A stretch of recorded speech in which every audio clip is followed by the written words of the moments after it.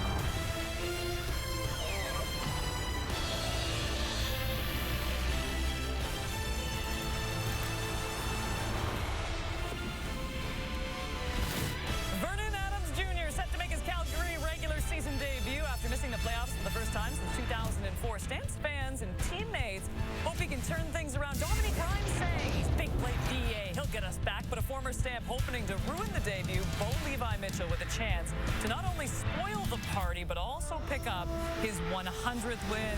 He would achieve that milestone faster than anyone else if he picks up the win. As we welcome you inside the CFL on TSN Studios, Kate Burness alongside Enoch Mwamba, Davis Sanchez, and Paul Lapolice as we get you set for a phenomenal doubleheader. Enoch, let's begin with this one. And look, this is an important game for both these teams. Absolutely. It's a huge game for both these teams. They're going to need to get a great start. I mean, you talk about Bo Levi Mitchell, how he ended the season last year. If he can continue on, it'll be huge for this team to continue on the season at the beginning of this year. Yeah, Kate, you talk about VA taking over in Calgary. One thing that this defense can help them out is watching and keeping that Hamilton explosive offense down early, because they're going to go deep early and often. You don't want to have VA chasing early. I think defensively for Calgary, they need some playmakers. You think of the last season, ninth in takeaways, 8th in net offense, 7th in sacks.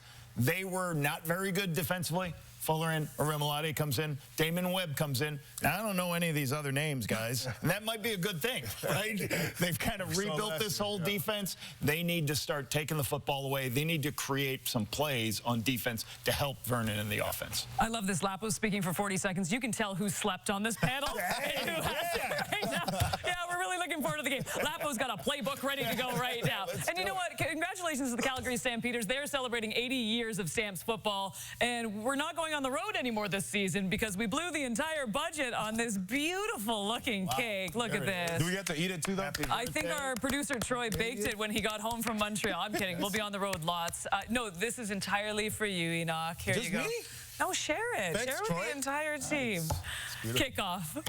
McMahon coming up right after this.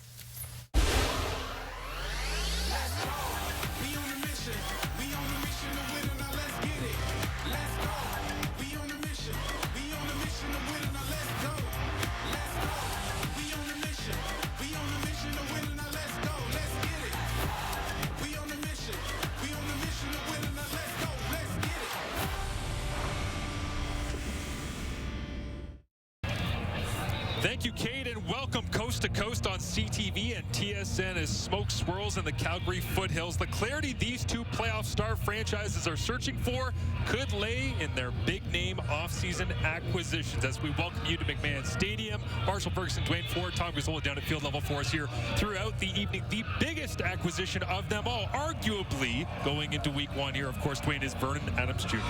Yeah, Calgary Stampeders looking to change things up at the quarterback position. Get someone who is a little more mobile in the pocket, could extend some plays, and bring that big play ability that Vernon Adams has demonstrated throughout his career. And of course, Bo Levi Mitchell, the East Division's most outstanding player a year ago. Slow start to the season, but he caught fire. He's got a couple of new weapons around him this year, and we're excited to see both of these offenses and particularly these quarterbacks in action. Yeah, Scott Millennium is certainly hoping that he can upgrade this talent across the board. They think they've done that this offseason. And, of course, Dave Dickinson trying to set the culture right, get things rolling here right from the very beginning. It was lonely days at the end of last season as they won their last game, and they're hoping to start with a victory here at home, celebrating 80 years of Stamps football as they'll return the opening kick across the 20, out to the 25, and it is Vernon Adams Jr. who gets the opportunity to touch the football first, number 8 on the TSN Top 50.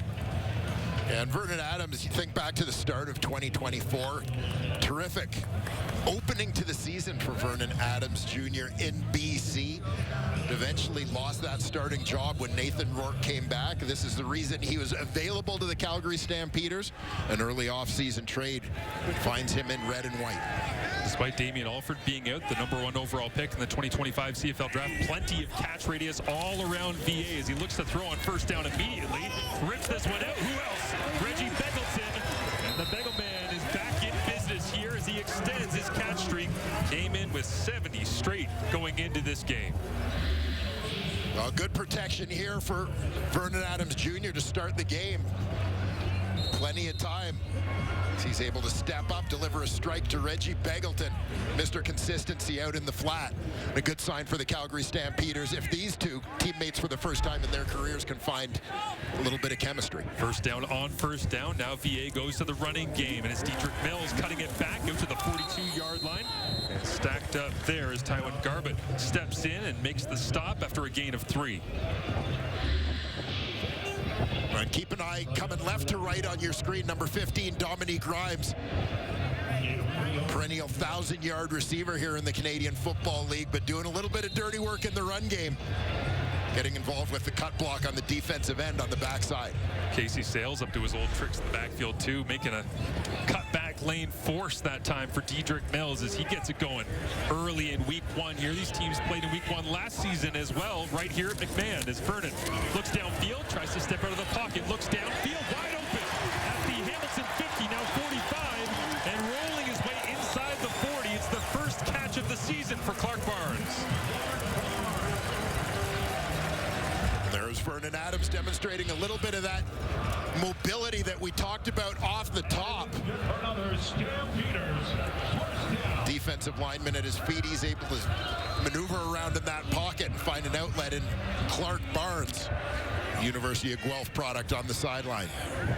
Former third-round pick, 16 games played last year, 71 targets. He's 1 for 1 right now. Blitz coming from the Tiger Cats. VA gets it out quickly, and it's Beggleton down to the 30 as he looks for the first down marker. Had to get to the 29, and he'll get it. It is another first down for the Calgary Stampeders. Here's what their starting offense looks like. Yeah, some consistency along that offensive line, though, with the departure of Sean McEwen at center in free agency. Bryce Bell takes over. Snapping the ball. We mentioned Dominique Grimes. He and Vernon Adams had some good times through parts of 2 seasons in BC. Comes over from Ottawa in the offseason to rejoin his old battery mate. We'll line up all receivers to the left, hand it off, and it is right down the chute with a nice stop that time. Kyle Wilson stepping in to make the stop. Here's the Hamilton starting defense to begin week 1. Yeah, no surprise that a series into this ball game, we've already called the name Casey Sales. All-star performer on that defensive line. Lots of new faces around him. Kyle Wilson makes a start in the middle. We've seen him a lot at the weak side linebacker spot in the past. One of the big free agent signings for Toronto, or for Hamilton rather, and shoring up their secondary. Bring over Deshaun Amos, field halfback from Toronto. 4 receivers to the left of Vernon Adams Jr. He'll shift out of the pocket once again. Eyes downfield, throws it up, and it's Rhymes! Touchdown, but there is a flag down, and Deshaun Amos believes it's a push-off against Rhymes.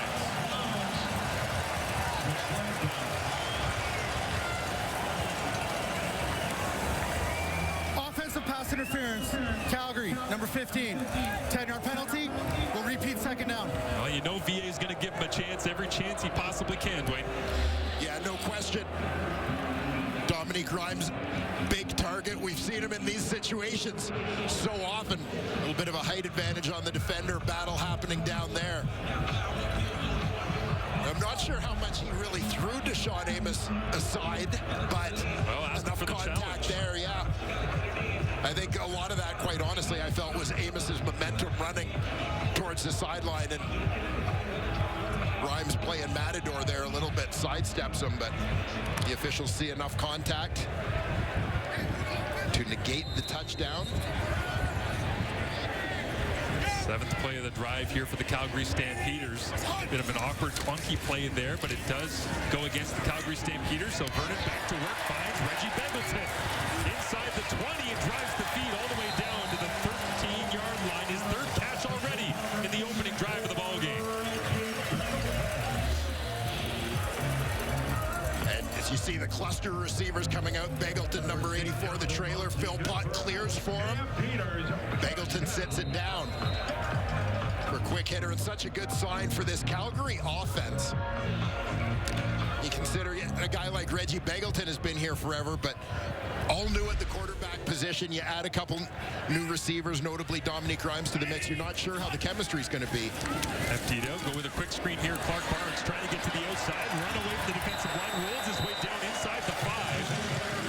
Vernon now 5 for 5 on his opening drive as the Calgary Stampeders starting quarterback. And this one just getting it out of the hand, accurate and quick. Yeah, mixing it up in terms of the drops for Vernon Adams. Here, as you said, Marsh just a quick hitter. Let Clark Barnes go to work. Barnes, a terrific kick returner at the start of his career at the University of Guelph, developed into a fantastic receiver, but using some of that running with the ball ability after the catch there. Stamps first-round pick this year. Chris Fortan is in the game as an extra offensive lineman. They go heavy. They'll hand it off. Dietrich Mills, bully ball into the end zone. And Calgary begins the Vernon Adams Jr. era with a touchdown.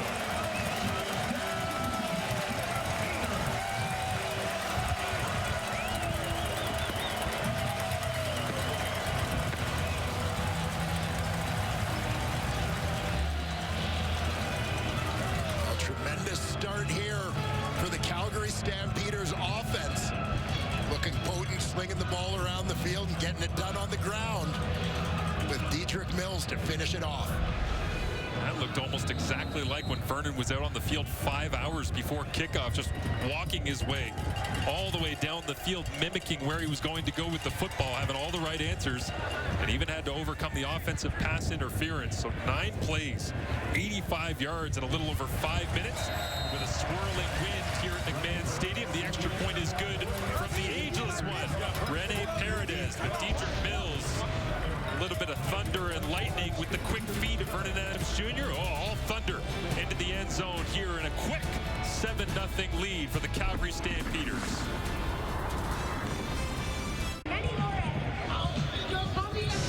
Well, I'm not sure this is the way the Hamilton Tiger Cats wanted to start their season, but Vernon Adams Jr. and the Calgary Stampeders, whether it was outside, inside, zone, and man, running the football, throwing the football, they did pretty much anything they wanted in that opening drive, right? Yeah, spreading the ball around. Lots of weapons in this offense for Vernon Adams. Some continuity on the offensive line. We saw pretty good protection from the big boys up front, allowing Vernon to do his thing. And Dietrich Mills punches it home to end the drive.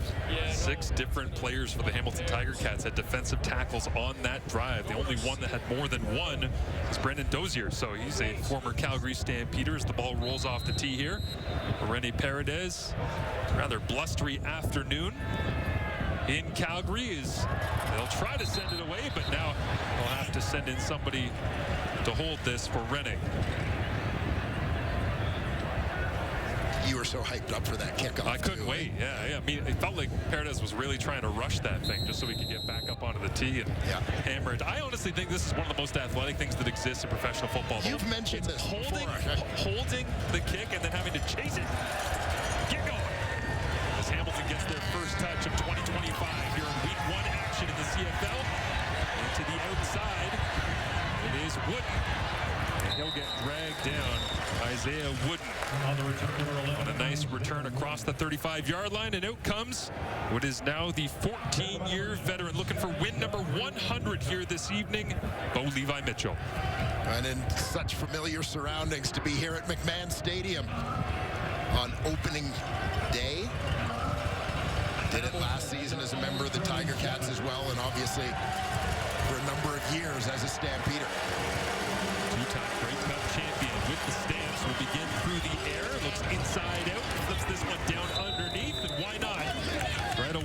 to your big acquisition for a gain of 13. There's Kenny Lawler immediately. And no surprise, Lawler starts off on the outside. He's going to work underneath. Here, the former Winnipeg Blue Bomber established himself, not surprisingly, in the preseason as a go-to guy for Bo Levi Mitchell. And speaking of preseason, we saw a lot of this from the Tiger Cats in their preseason. A little hurry up and wait, get to the line as they fake the pitch. Bo works the pocket, looks to his left, flips it down the field, up in the air, and there is a flag down behind the play. And I think there was late contact on Bo Levi Mitchell as the pass rush a little bit too excited trying to get to the old Stampeder.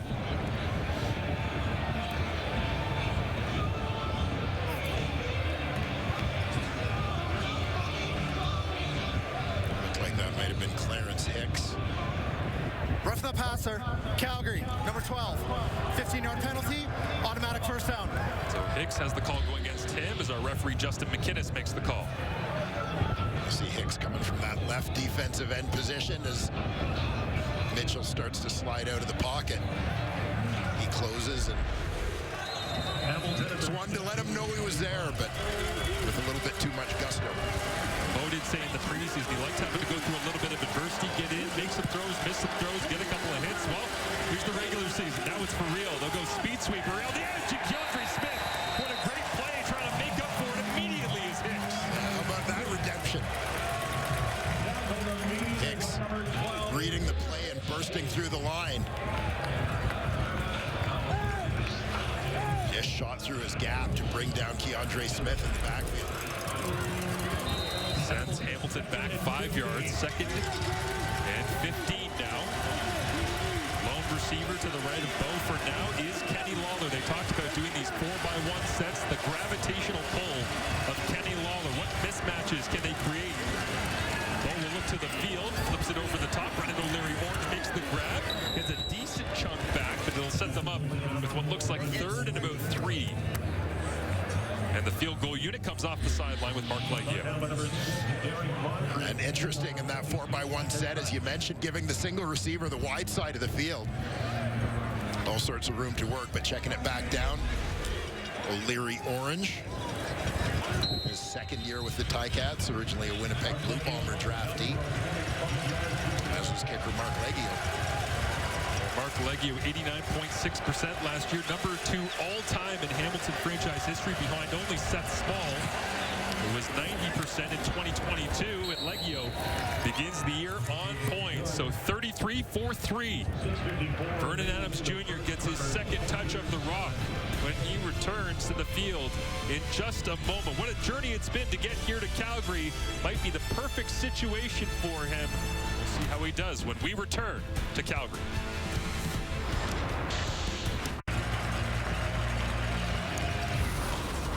Jr., the 8th different quarterback since 2000, when Dave Dickinson was the quarterback here in Calgary to get the opening game assignment for Calgary.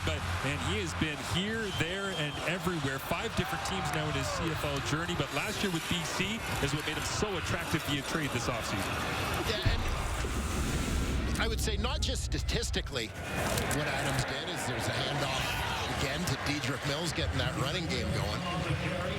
But not just what he did statistically, but I think for Vernon Adams also how he carried himself when he lost his starting position. Yep. And I think it was just something that impressed a lot of people around the league, quite frankly, in terms of his character, his leadership, etc., that added to obviously an already attractive commodity for other teams. Jamal Peters is down, and we'll get some attention from the Hamilton training staff. But the Calgary starters you see since 2000, Dave Dickinson, Ben Sankey, Marcus Crandall signing a one-day contract to retire as a member of the Calgary Stampeders. Of course, Smiling Hank, Drew Tate, Bo, Jake Mayer, and now Vernon Adams Jr. But to your point, Dwayne, not just the way that he carried himself, I also think the fact that this is an organization that obviously needed a spark. There is no quarterback who is sparkier, if you want to use that as an adjective, than Vernon Adams Jr. He is the ultimate spark plug, and he is someone who, according to everyone in this facility, came into training camp, and the energy has just been off the charts because he brings the juice every single day. Yeah, and not just energy, but also that ability to bring people together. Talked about doing the rookie show together and buying the wings and the drinks for the guys and getting everybody around the table, have some fun, get to know each other. And here he is on game day week 1 with a hard count, draws them offside, and now goes to the backside. Another completed pass up to the 55. It looked like one of his receivers might have been the first to go here. We'll see which way the call goes. Completed to Tevin Jones for now. On a gain of 6 yards, they're spotting the football. We'll see what the call is from Justin McInnes. Offside, Hamilton, number 44. Penalty is declined. First down. So Casey Sales, the guilty party on that one. And they will line up 1st and 10. Again, using some of the big body fullback sets as well. Extra offensive linemen, shifted pieces around.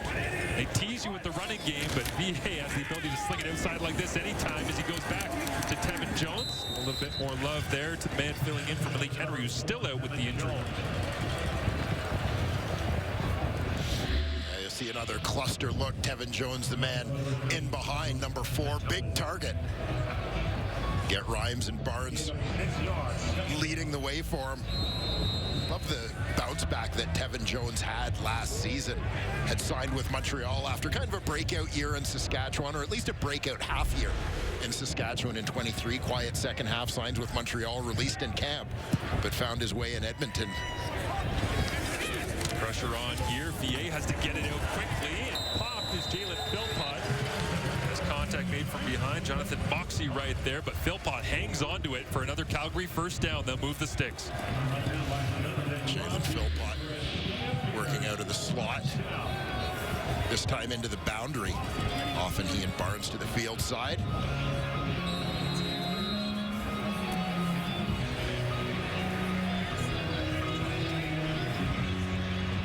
Starting to feel like the only incompletion Vernon's going to have is if he throws it away. Trying to be smart with the football. 9 for 9 for 105 yards right now.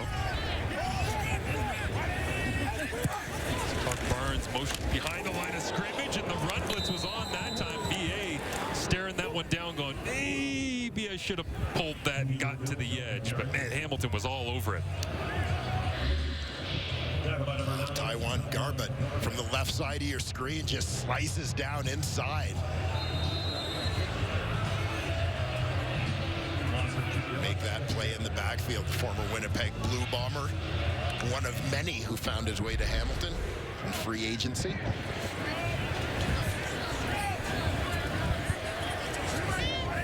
A different looking front here for the Tiger Cats. They'll rush 3, have a couple of quarterback spies.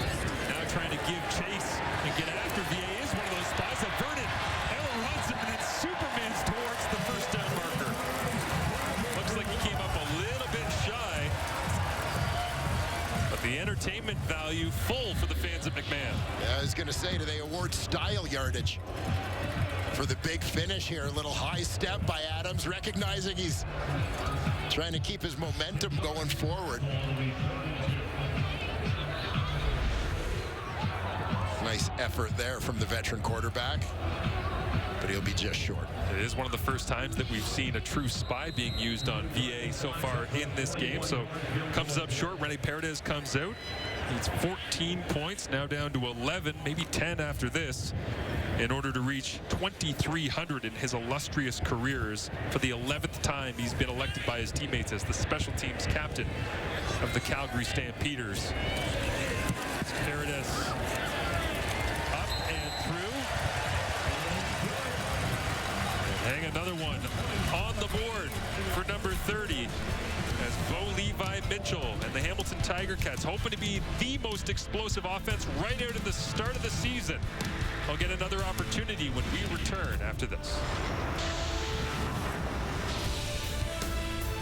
Well, there's only room for one Bo Levi in this town. Bo Levi Mitchell, 3rd all-time when he presents behind Dave Dickinson and Doug Flutie. But you see the numbers, they speak for themselves. And now he's made the switch over to Steeltown. And man, what a season it was, despite the fact that he got benched. And he still had to come back after that one game in week 11 when Taylor Powell replaced him. They went on a crazy run in the second half, almost the MOP as this one goes off the hands of Kenny Lawler, incomplete. But The Hamilton Tiger Cats offense led by Bo Levi Mitchell looks like this. Yeah, along that offensive line, veteran group, Liam Dobson comes over from Winnipeg. He steps in at right guard. Coulter Woodmansey moves over to center to replace David Beard. We've seen plenty of Kenny Lawler, of course, one of the biggest names to move in free agency. The kind of big target that Bo Levi Mitchell likes. Shifts to the right, checks it down. Greg Bell gets his hands on the rock, out to the 50. And that's right up next to the first down marker. Looks like it should be good enough, and it is. They'll move the chains and send in the big packager. Giovanni Robinson and Antti Litre come off the sideline. Yeah, and credit Greg Bell for making a couple of would-be tacklers work to get there as he fights to pick up that first down. Greg Bell is a fall-forward kind of guy, isn't he, Wayne? Not a whole lot of going backwards at the end of his run. So Bo on 1st and 10 with 2:20 remaining in this first quarter. Looks to the backside and a big breaking move that time from Tim White. Looked like he was going to the post and slammed on the anchors back to the sideline for a gain of 21. Yeah, there you see Tim White lined up out wide.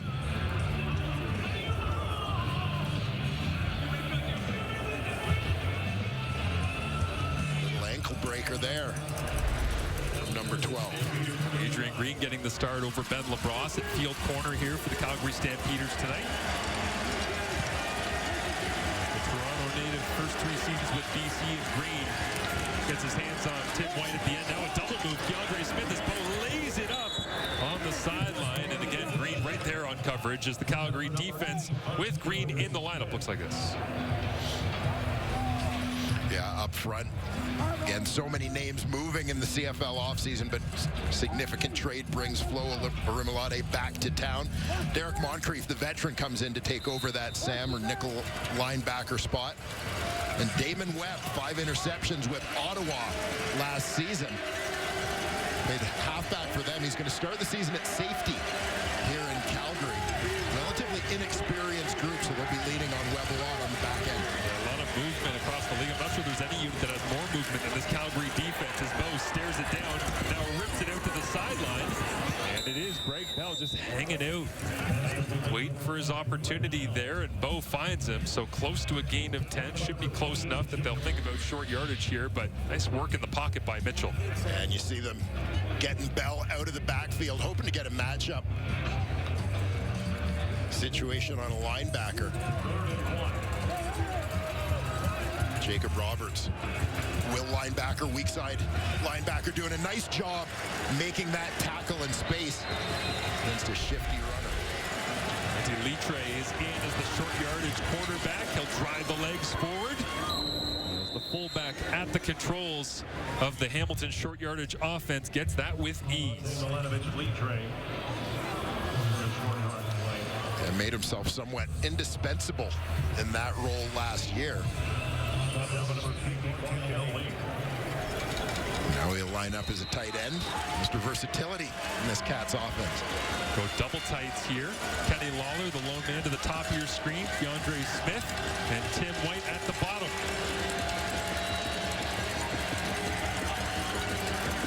Mitchell hands it off. Greg Bell jump cuts back into the middle. And nice rallying defense that time. Maybe to wrap up number 5 for a gain of 4. A sharp cut there from Bell to get north-south. Revamped Calgary linebacking core. We saw Jacob Roberts, the weak side, Markel Lee. In the middle of that unit, Micah Awe and Cameron Judge having departed in the offseason. Final play of the quarter, barring penalty, they'll empty it out for Mitchell here.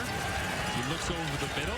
Keandre Smith makes the grab and gets wrapped up on 2nd down. Not able to get up to that 15-yard line required for the first down. So that will do it for the first quarter. On the 8th play of the drive, Mitchell hands on hips, still waiting for a major in his 2nd return back to McMahon Stadium in front of fans who supported him for oh so long. But the pleasantries, they're over.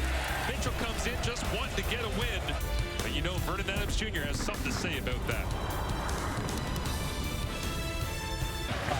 The anniversary celebrations, 80 years strong for the Calgary Stampeders. It has been a special event all day long here in Calgary, and none other than Doug Flutie alongside many other alumni of the organization. Alex Singleton banging the drum here earlier on today, and a great standing ovation in this first quarter for this guy. Needs no introduction, but of course, the all-time great. It is Doug Flutie joining us in the booth. Doug, great to have you here. Oh, it's awesome being back in Calgary. The fans are great. It's a great atmosphere, seeing the old buddies. It's pretty cool. You had a lot of success in a lot of different places, but you keep coming back to Calgary. What is it about this place that keeps bringing you back? Well, I spent 4 years here. We threw for a heck of a lot of yards, scored a lot of points, and had a lot of fun. And the guys, the atmosphere, it was just, it rekindled my enjoyment of playing football being here in Calgary. It really did. And it was just pure fun. There's Alan Pitts. I mean, you got Alan Pitts on your team, right? Throw the ball at 18. It's all good. But just so much fun. We got together with a bunch of the old teammates last night for dinner and in the afternoon. It's just a great class reunion.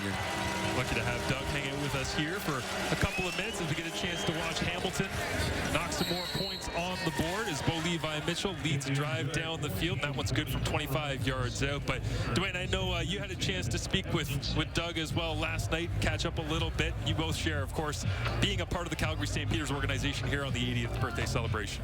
Yeah, well, I can't help but wondering if you have a most memorable moment from your time in red and white. You know, I guess the play is running it into the end zone with the shoe flying off to win the Western Final. But it was that drive. Our defense, with a minute to go, made a sack on Tracy Ham, got the ball back for us and gave us one last chance. Sponge made a big play. Big play in the drive was hitting Alan Pitts. So it was a whole drive there. Those moments, and I rewatched it before I came back, and the emotion and passion of the guys hugging on the sideline, the locker room scene, how close you are with your teammates is what's so memorable. See Fernandez Jr. handed off. Jalen Philpott getting a touch around the edge. He gets popped after a solid game. But let's talk about the Grey Cup a little bit and the experience of being able to bring something so special home here to Calgary. Well, I think Winnipeg blitzed their tail off, and we lit them up down the field all day, and it was unbelievable. Dave Sapun just pointed it out to me and Stu Laird that Calgary had not won a Grey Cup in 25 years. So that's what made it so darn special. Plus, they brought me over from British Columbia, paid me a lot of money. Trust me, I felt the pressure. We had to win, and it just felt that way. And the guys step up, and it was a complete team effort. I mean, we had a great defense. Mark McLaughlin kicking field goals for us. It was amazing. McLaughlin here in person as well. So there was a holding call on that Jalen Philpott carry around the edge. Double handed off to Jesper Antwi up the pipe, trying to get some of the yardage back. But when I look back at so much of what you were able to do in your time here in Calgary, what do you think it is that endeared you to people so quickly and still so passionately all this time later? Well, the number one thing that I found over the years was I was the little guy, always the little guy, and people tend to cheer for me. But winning is being, I don't know, familiar with the fans and interacting and being out in public and trying to be a regular guy and get to know the fan base was huge. And people still remember moments from whether it went and talked to a school and the kids were meeting you or whatnot. You mentioned coming over from BC and trying to take the Calgary team over the top. Same kind of path that Vernon Adams Jr. has followed this year. Any particular advice you would have for him in this situation? Just lead your guy. Lead your guys. He is a tremendous athlete. I'm surprised, being on the sideline, seeing how well he's throwing the ball. He threw the ball exceptionally well into the wind. He's got the wind at his back this quarter. He throws the ball a lot better than I thought he did, and he's just a tremendous athlete. The number one thing is lead your guys with confidence. Dominic Grimes got the catch. That's his first of the ball game. A play ago and a pickup here of 4 for Jesper Antwi. But yeah, being able to see Vernon Adams Jr. It was funny hearing Dave Dickinson say to us earlier on this week just the idea of, well, for the first time probably since Henry Burris was here, Calgary has a mobile quarterback room again, not just one guy, a room, and that's one of those things that you just can't replace in this league. It opens up the field, and you use your quarterback as a runner. He can buy time on when something isn't there. I was talking with Dave Dickinson yesterday about Hamilton will go a 2 or 3 man rush. Vernon, hold on to the ball, move around. Here's a strong side blitz. Got to get rid of it. It's popped by Kyle Wilson over the middle, and Stavros Katsantonis has the rock in his hands out to the 40. So Hamilton gets a turnover. And Stavros Katsantonis gives Hamilton exactly what it needs for some momentum. Doug, great to have you in the booth. Thank you for stopping by. So much fun being back around the CFL and the Calgary Stamps. Fantastic. Stop by again soon as the Hamilton Tiger Cats making plays in possession, trailing by 4.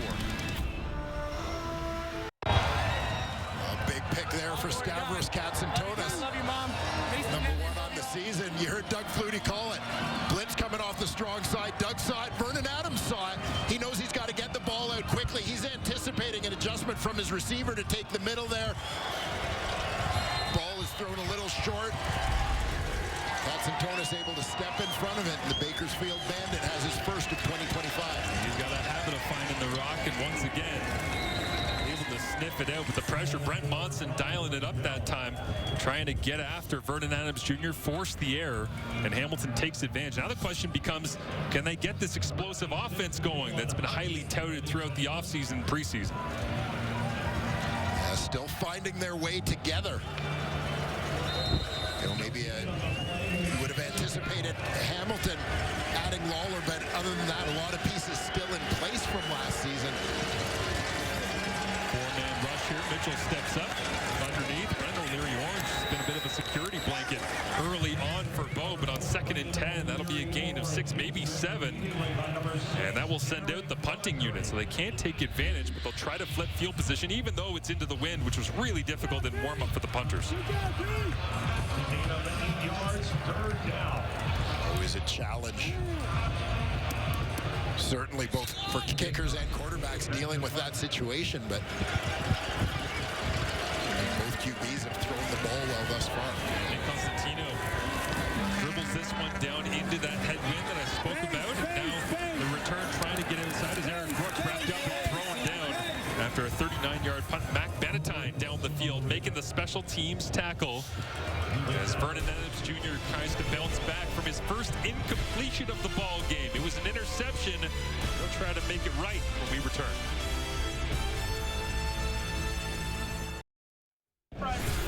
No team scored less points last year than the Calgary Stampeders, 410. There's a lot of moves and a lot of different positions on both sides of the ball, but perhaps none is more important than Vernon Adams Jr. Tom Gazzola has more. Yeah, Marshall, you saw VA on the bench here going, that's on me on that last series. He understands the levity of trying to turn this Stamps franchise around. 5-12-1 last year. He's the big free agent pickup, or trading, I should say, and he says he wants that pressure. He wants to help this Stamps team get it back together. And when you ask him, how do you make that happen? He says off-field chemistry is huge for him, and he wants to build that quickly. He genuinely wants to get to know everyone from the staff to his teammates, what makes them tick, what motivates them to want to win in that locker room. And then, of course, he needs a little help from his friends, too. And you say, who do you lean on? He goes, Dominique Grimes. He was my guy in BC when I got there. He welcomed me in, and the two of them are trying to make it happen here in Calgary, guys. Absolutely, Tom, as VA takes a pop to the backside. Dustin Talbert was in on the blitz, almost clean that time. It does get it out of his hands to Clark Barnes on another reception, but it is kind of the charming part of VA as we see the replay here, Dwayne. He wants to learn what makes all these guys tick. Yeah, as you see, Adams right on point there, recognizing blitz coming. He's got to get that out quickly. But yeah, this has very much become a part of who Vernon Adams is, and I think a big part of his maturation in the Canadian Football League is sort of understanding team as family. Certainly, maybe his time in Montreal, BC, educated him on that. Carries it here to Calgary. It is a nice hard run that time. Dietrich Mills getting the wheels turning once again in his 4th year at Nebraska.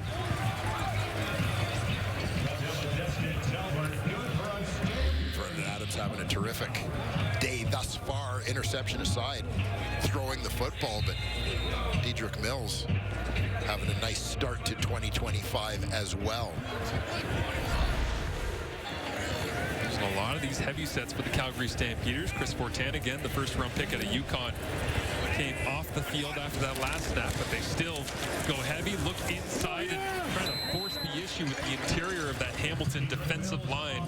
Force them to step up and get a stop. They do that time, hold them to 3, but a lot of new names on the inside there. Is no longer is it just the Ted Laurents of the world that you knew for so long. 15 years, we're always going to be holding it down in 97. It's the Fox and Kendricks, and Sales has been in there for a couple of years, but Brent Monson trying to dial this thing up for them in his first time back playing against Calgary.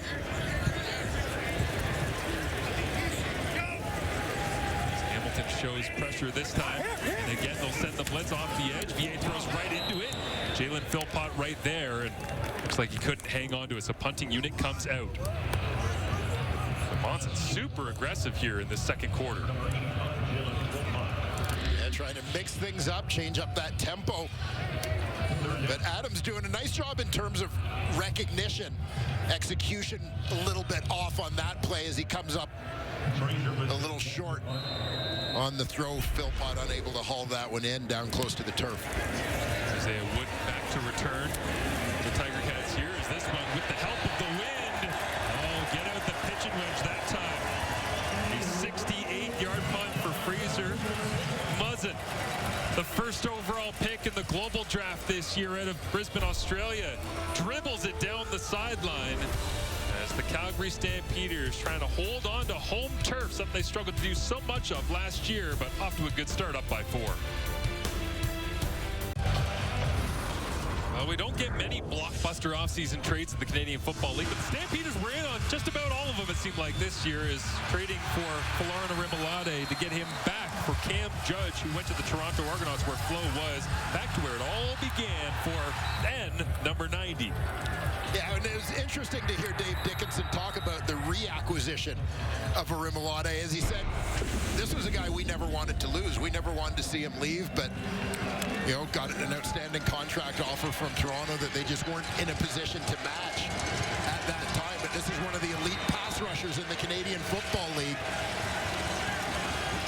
As Dave Dickinson said, offensively, the game is about protecting the quarterback, and defensively, it's about getting after him, and Flo can do that with the best. No doubt. He's going to try to run the football here, get a little bit of breathing room for the Hamilton offense. They'll pick up 3, maybe 4 yards on the play, but also just in terms of leadership in the locker room, you talk about a core of Rennie Paredes, Reggie Begelton, Vernon Adams Jr. acquiring him, Florida Rimline. It's obvious that they were trying to get some voices in that room they could lean on to lead the huddles, and Rimline will do that. Yeah, I mean, whatever word you want to use, whether culture, environment, whatever it is, I'm a huge believer, as clearly Dave Dickinson is as well.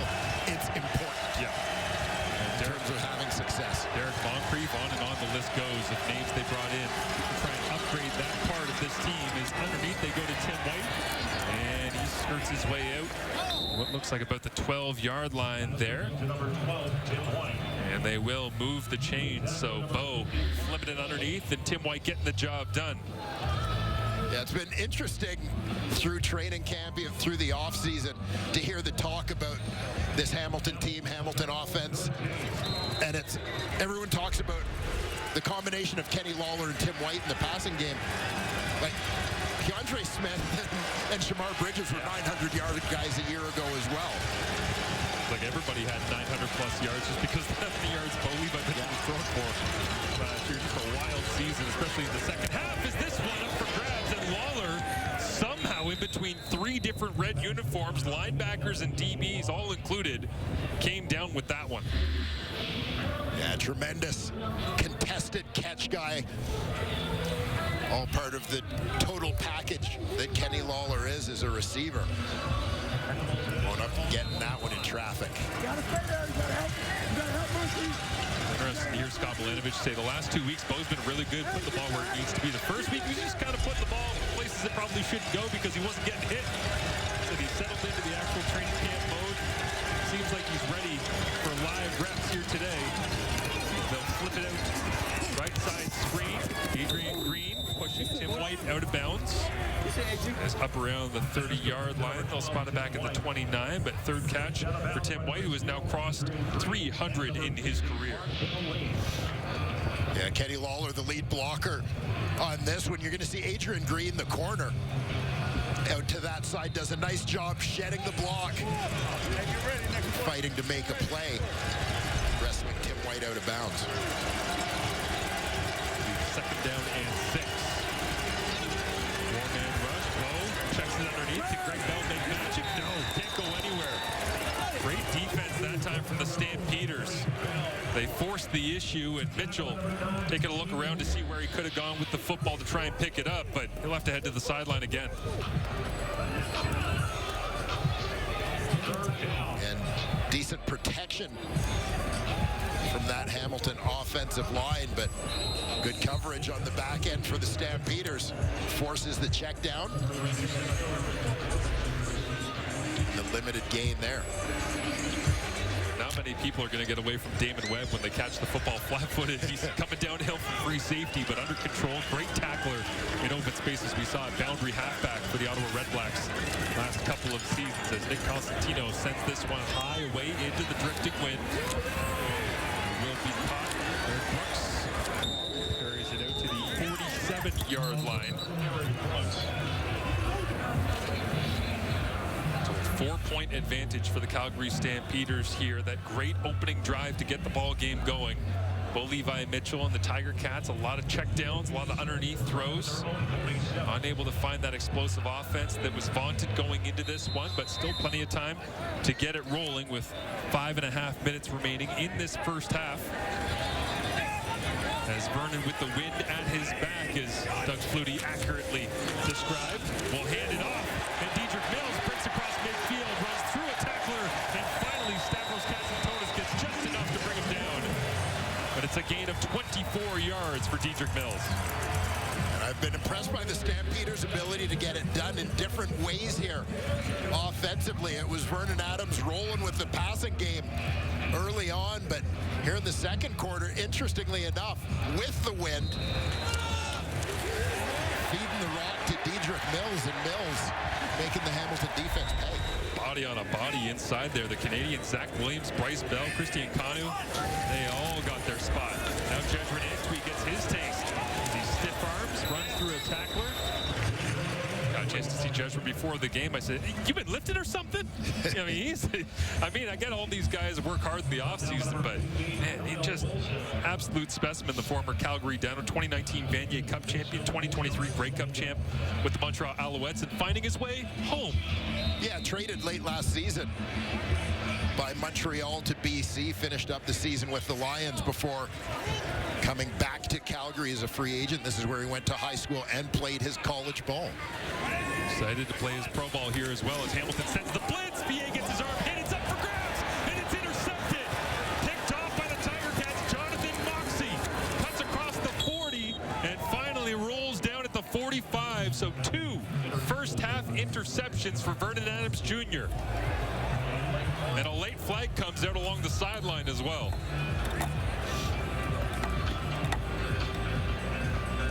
Hamilton having some success getting Vernon Adams out of rhythm with that blitz game here in the second quarter.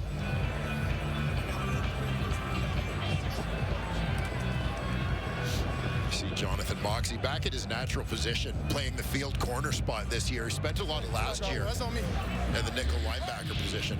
Watch right there, safety, Stavros Katsantonis. We have a 10-yard misconduct penalty against Hamilton, number 6. It'll be first down, Hamilton.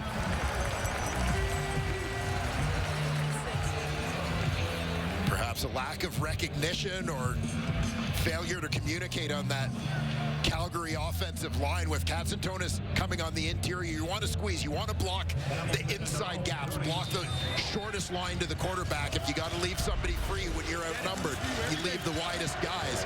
That obviously didn't happen that time, and Katsantonis affects the play.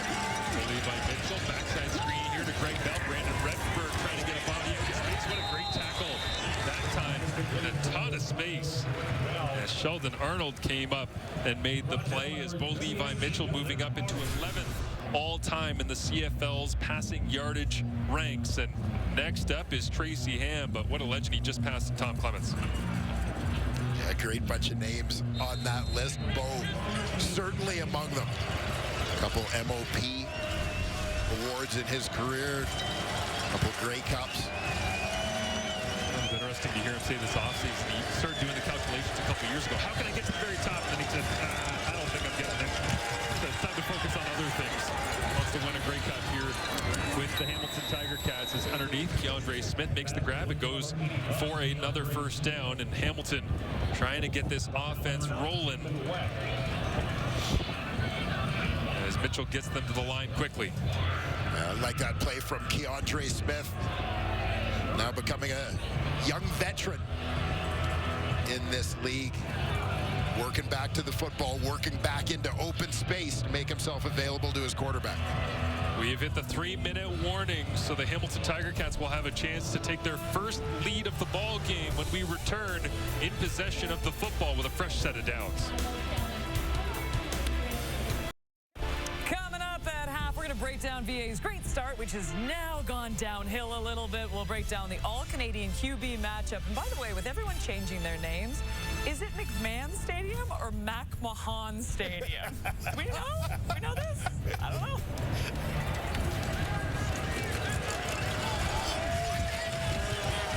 He read my mind. I was going to open the entire broadcast with "Welcome to McMahon Stadium." Deontay changing up the name on us. That's okay. We'll get it right for you. There's Toronto up against these Stampeders next week in Week 2 action, but plenty of football before we get there as they go with a little end around to the speedster, Tim White. And Litre out front gets a good block, and a nice job by Shamar Bridges downfield as well. And now a flag for a late hit out of bounds. And so Hamilton will get even more yardage. Nice execution on the play. You're going to see Litre starts off this way and nice Unnecessary pivot back. roughness. Calgary, number 38. 15 yards from the end of the play. First down.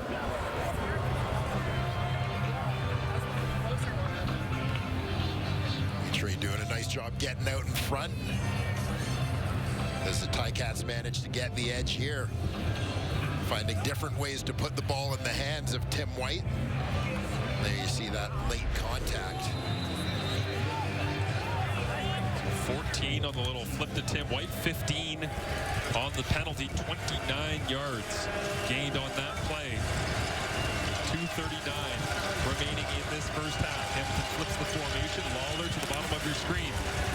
Hand it off. Greg Bell dives his way down inside for a gain of 6. Number 5, Greg Bell, brought down by number 50, Marshall Lee. Seeing both these teams mixing up their personnel packages here early in the season. Hamilton that time going with the extra heavy set. Nate Dumoulin-Duguay, their 6th offensive lineman in the ballgame, along with Litre. A little extra blocking support. Now it's Giovanni Robinson in at tight end. Robinson listed at 6'8", 252. Sparingly used as a pass catcher, but tons of potential there as they'll release him here. Mitchell looks left and grips it out. Tim White makes the grab before he's wrapped up and thrown down. Derek Moncrief there to finish off the play. And Moncrief believes it was incomplete. Looks like the officials having a little discussion here. I think Derek Moncrief is correct. The ruling on the field is an incomplete pass. Third down. Tim White wants a challenge, but I'm not sure that one's worth the challenge. Yeah. Only a couple of yards, although he's probably just upset he had to bear the brunt of getting wrangled down by Derek Moncrief for an incomplete if I'm pass. taking a hit, getting a catch. I better get the yardage out of that thing. Well, Tim White's had a lot.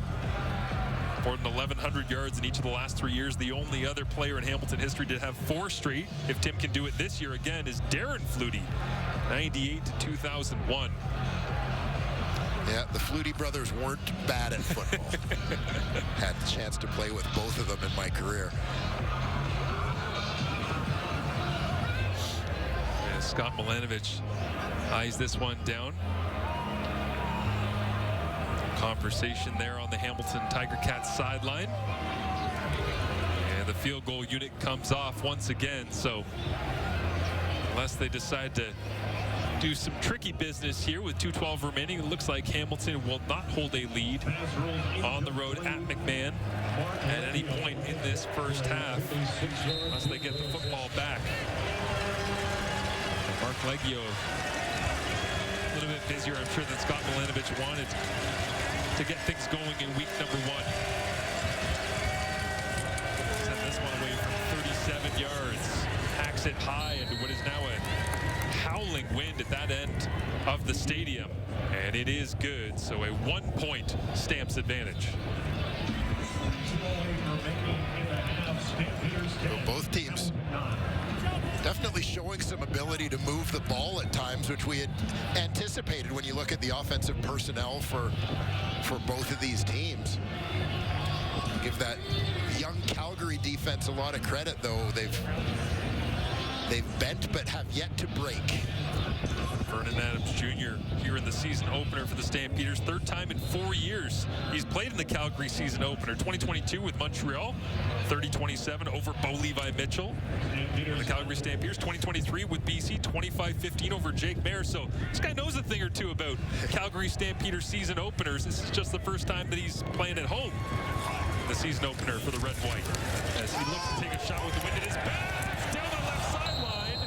And it looked like Tevin Jones was home free, had beat coverage, and VA knows he just missed that one. Yeah, Jones just streaking down the sideline. Lines up off the line, a little bit of using the waggle to get that running start, which allows him to get a step on Jamal Peters there, but just unable to connect. That one glancing off the fingertips. Impressive acceleration from Tevin Jones to beat Jamal Peters, one of the better covermen in the league. Run away from him for a couple of steps there. We'll go back to work on 2nd and 10. Underneath, Diedrich Mills into the backfield, and one-on-one with Ray Wilborn. Won the spot, that weak side linebacker out of Ball State in his 2nd year in the CFL, and barely gets the first down, gets out of bounds, stops the clock. And this is just good awareness of the game situation for Diedrich Mills. Knows they're trying to manage the clock, but fighting to get that first down nonetheless. VA with 2 interceptions here in the first half, but that great start, dealing with pressure for much of the second quarter, is Reggie Beggleton. Can't hang on to it. Was distracted by Deshaun Amos flying upfield that time on the bubble screen. Yeah, that was exactly it. Amos didn't appear to touch the football, but he certainly did enough to impact Reggie Beggleton's concentration on the pigskin coming his way. With Brandon Dozier and Amos coming upfield off the edge on that strong side. Maybe he did tip that one, just affecting the flight of the ball. Hard count here from VA. Flags fly on both sides of the field. They'll flip it into the middle of the field. And for now, Stavros Katsantonis has got his 2nd interception of this first half. And I think this one is coming back against the Hamilton Tiger Cats for jumping.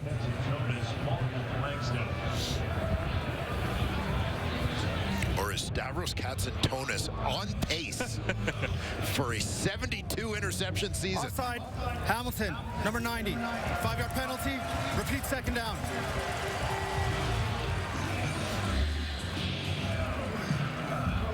Just see Kendricks tucked in behind down in the 3-point stance. Looked like the one who flinched early there. By the way, I'm not good at math, but last night Alexander Gagne, 7 special teams tackles for the Montreal Alouettes. 7 in a game. That's a career for some guys. Somebody do the math on that one for me. What are we on pace for? VA once again, pressure on, and down he goes. And is that Isaiah Bagna?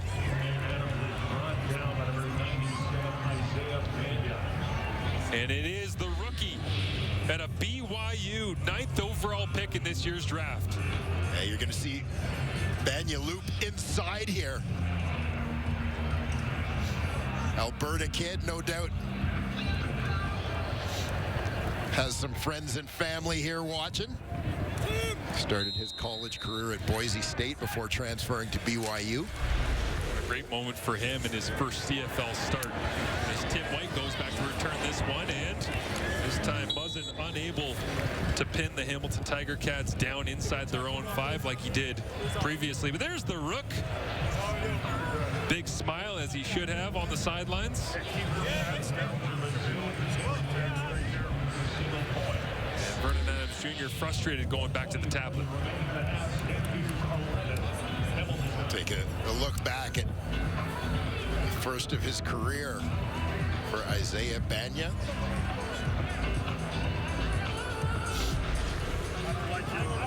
Second round pick. We weren't really sure how things were going to go for him on draft day.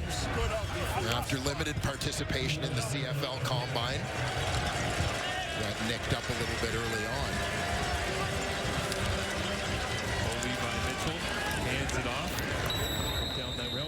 A couple of yards on the play, rolling towards a minute left. But Benya came from that Big 12 pro day, right? And showed the effort to at least be up there and do the interviews with all the teams.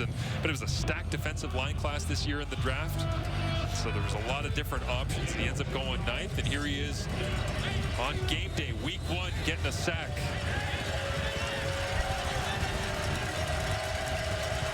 The Hamilton Tiger Cats offense content to drain a little bit of clock here before they shift into motion, and Bo empties it out 3-by-3, and this one drops. DeAndre Smith off the mitts again. Yeah, in a hurry to try and run before he'd secured that one. He knew he had those red jerseys bearing down on him. Second 2 and out for the Hamilton Tiger Cats. It's not that they haven't been able to sustain any drives, it's just they haven't been real long ones, which has led to those 3 field goals.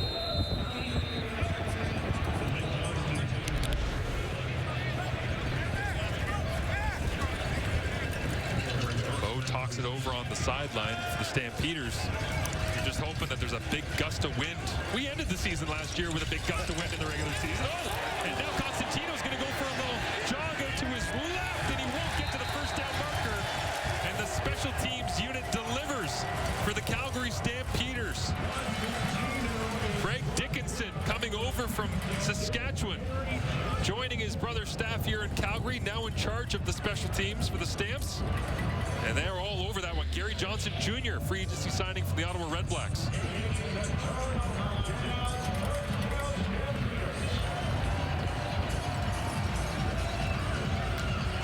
Things breaking down. You could see Constantino looked like he wanted to pull up and kick that one on the move, but surrounded by red jerseys at that point. Vernon, a great opportunity here to punctuate what's been at times a struggle in this first half with a couple of turnovers. That's a good start. Tevin Jones inside the 30, first down Calgary.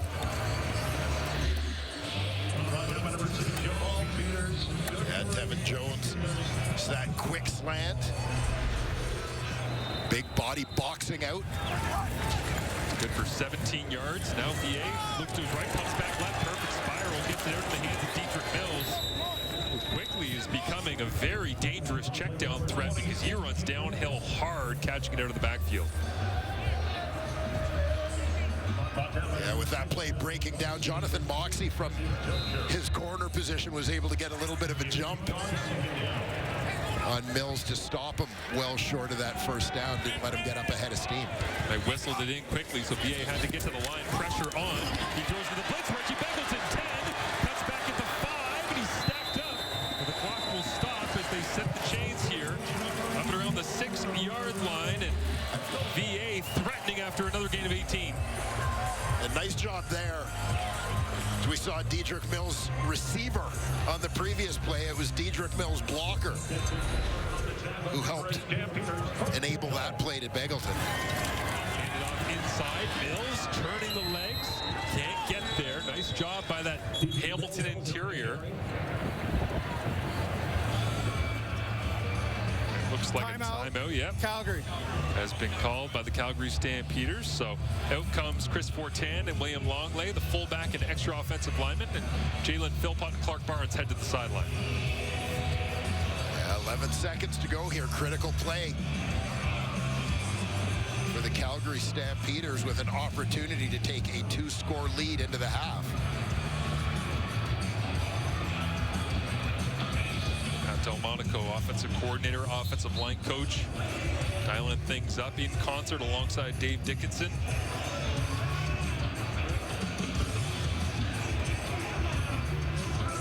By personnel, indications are that this ball's going to stay on the ground, but what does Pat Delmonico have up his sleeve? Casey Sales right in the middle of that Hamilton defensive line, digging in, seeing if they can find a stop somehow here at the end of the first half. Mills gets the football and has his second touchdown of the ball game.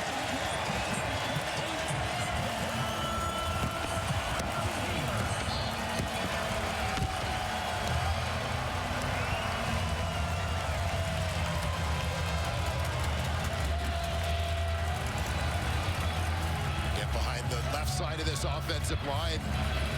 They load things up, double on the nose. Good patience there from Dedrick Mills. So often in those goal line situations, you feel this urgency to just try and pound it in there. But he allowed the blocking scheme to develop in front of him, finding a path of what I'll call less resistance into the end zone. And all of that coming back to the rush right up the middle, and the Nick Constantino punt. Couldn't get it away, pulled it down, tried to get away, couldn't get the punt off, and great field position for the Calgary Stampeders. They take advantage with a quick touchdown drive. Unlike their first of the game, it was just 45 seconds until Dedrick Mills punched it in. Yeah, washing things down. He ends up going in behind the block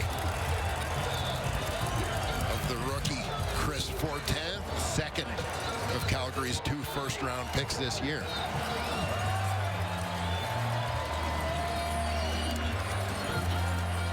Strikes me as we're here celebrating 80th birthday of the Calgary Stampeders and all of the great power running attacks that they've had throughout history. That you bring in Vernon, it's very exciting. You got the new fun toy, Dom Rhymes. Yeah, that's great. The first overall pick, even though he's not dressed tonight. Still got plenty more to go. Let's go. Damien Elford, and here we are with a ground and pound. It's the old school Stampeders attack. Like when the guy next to me used to be running the rock. Coming back out of halftime. Same shit. Listen, I was just blocking for other people to run the rock. Letting Kelvin Anderson do his thing. As you saw a great collection, the names of former Stampeders up on their wall of honor. You were having some flashbacks pre-game standing down there. A little bit, all positive though. A lot of history in this building with this organization. The 2024 Stamps missed the playoff for the first time in 2 decades. Trying to get back into the dance this year. A long way from that, but a good start as flags come down on the wooden return for the Hamilton Tiger Cats. And they'll sort this one out, as there is no time remaining on the clock right now.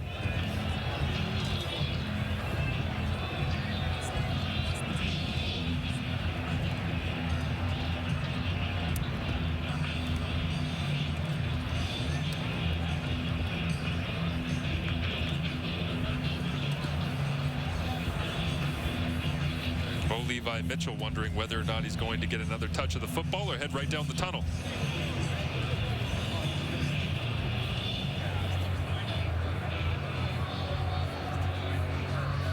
Bo never shy to have a conversation. No. No, Miles Brown, one of the newcomers on that Holding Calgary D-line. Hamilton, number 88. Half the distance to the goal. There's 2 seconds left.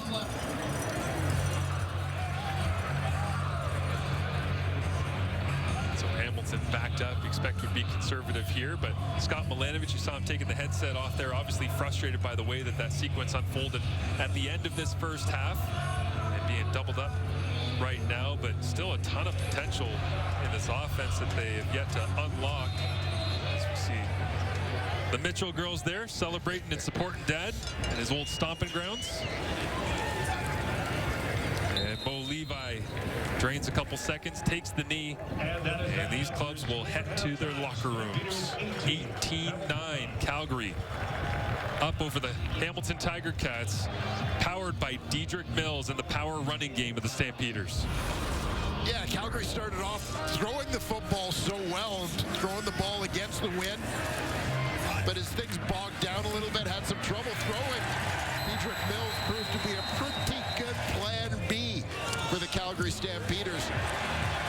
Through that second quarter, in particular, punching in a couple of first-half touchdowns. We saw him get it done through the air. We saw him as a blocker as well. Terrific start to 2025. And he's now with our Tom Gazzola. Dedrick, big touchdown, 10.5 there. Just I'll start with the play from your special teams. How huge is that to get things going there? Hey, man, that play was big, man. And a lot of offense to come on the field and just go to work, man. And so that's what we came out of there and scored on the opening drive, man. I just love it, man. I know it's the start of the season. A lot of new faces around here, but how's the rhythm of the offense feeling with VA? Hey, man, it feels like better than ever, man. We got a rhythm and a beat going right now, and we just can't fall off of it. We just got to stay focused and keep our head down and keep playing our game and just come out with this win, man. All right, appreciate the time, Dedrick. Yes, sir, thank you. All right, let's set it up to Kate and the panel. Now back alongside Enoch Mwamba, Davis Sanchez, Paul Police. We always have a rhythm and a beat on this panel, don't we? And this is Davis Sanchez's dream when we start a halftime this way, talking about a defensive back. And Stavros Katsatonis, he was phenomenal in that first half and just making Vernon Adams' life miserable. Yeah, I mean, Stavros, 3 times he was robbed by the Bakersfield Bandit, and one of them got called back. But VA, I think the first time VA was fooled by Stavros. He looked like early on he was down low, then he rolled back to single high. This is a later one, but he was down low, then he rolled back to single high coverage. I think he fooled VA, and then later on you saw him in the middle of the field. That's the one there where this one gets called back. But anyway, it was cool to see Doug Flutie in the booth, the legend Doug Flutie. What a long career he's had. Doug Flutie played with Dwayne Ford in Calgary. I watched him as a kid growing up in Vancouver, and then 10 years later, he's my teammate for 2 years in San Diego. But it was really cool to see Doug talk about how great VA was. He actually called the blitz, but VA is an immense talent. If Doug's saying that, you know it's real. And then he also, though, if they can eliminate the turnovers, VA in this offense, you got to feel really good about what they're going to do because they have the weapons. You see how great VA can be. They just have to eliminate the turnovers. And you heard Dedrick Mills talk about it. He talked about rhythm. And I wrote this note early in this game. The hardest part in the CFL calling plays is when you are not in rhythm offensively. And when you are not in rhythm, it's miserable for everybody. But they looked in rhythm early in the game. VA was able to pre-snap, know where he's going with the football, was able to use his legs. Now, last season, the Calgary Stampeders were the worst team in the CFL second down conversions. This early in the game looked great for them. What happens later in the game? Dedrick Mills gets unloaded, 10 carries, 59 yards, 2 touchdowns. So the combination of Dedrick Mills running the football and VA knowing where to go quickly, getting the ball out of his hands, using his legs is going to help this offense dramatically. And obviously, as you say, when pressure shows up, though, that's when quarterbacks get in trouble. You're talking about rhythm of the offense, and that's the problem right now with the Hamilton Tiger Cats as well. And look, coming into this game, everyone was so excited. Bo Levi Mitchell and Kenny Law. Look, this is overreaction first half, first week. Let's say that for sure. Enoch, we know, though, that Bo wants that connection. You could tell in the first half. But as you said, I like what you said. Sometimes you have to let it come to you. And there's a lot of weapons on this Tiger Cat team. Exactly. I mean, if the word is rhythm for the Calgary Stampeders, the word is going to be balance for the Tiger Cats. And we know, yes, Kenny Lawler's a great receiver. Bo Levi Mitchell's a great quarterback as well, future Hall of Famer. We know that. But he's going to have to also find the balance between all the receivers that he has. And that's on Bo Levi Mitchell as much as it is on Scott Milanovic. I mean, you got Tim White, you got Shamar Bridges, you got DeAndre Smith. I felt like this first half, the Tiger Cats were really trying to force the ball on Kenny Lawler. Yes, he's a great receiver, but you have some great guys right now on the roster as well. If you look across the board, Tim White right now is leading the team in receptions with 34. I mean, it's the first half, yes, but again, if they can find a balance in that offense, also involving Greg Bell, he's going to be a tremendous player in this offense. If they can involve him as well as the other receivers outside of Kenny Lawler, the field is going to open up for this beast. And the point you make about the deep plays, looking, trying to get Kenny the ball, the great thing about getting Greg Bell in that offense, he's great out of the backfield. So when they're playing that deep coverage on Kenny, the checkdowns are there for Greg Bell. Bo will get really used to using him, and this offense will open up. Yeah, for Hamilton, there's second down conversions are 3 of 10, so they got to get better. They get more plays plays, and then they can take those shots in. And you know what, not to pump your tires anymore on this show, Ches, but you did say when you looked at Kenny Lawler's over-under in receiving yards, you were like, it was a monster number. Yep. But we all know this can change in the second half. Calgary with a nice start in this one. We have more on the two Canadian QBs right after this. Opportunities right in front of ya. Can't stop now, you're too close. Keep playing seeds and watch them grow. Rock, yeah, rock. Come on, I'ma show you how to rock, yeah, rock. Come on.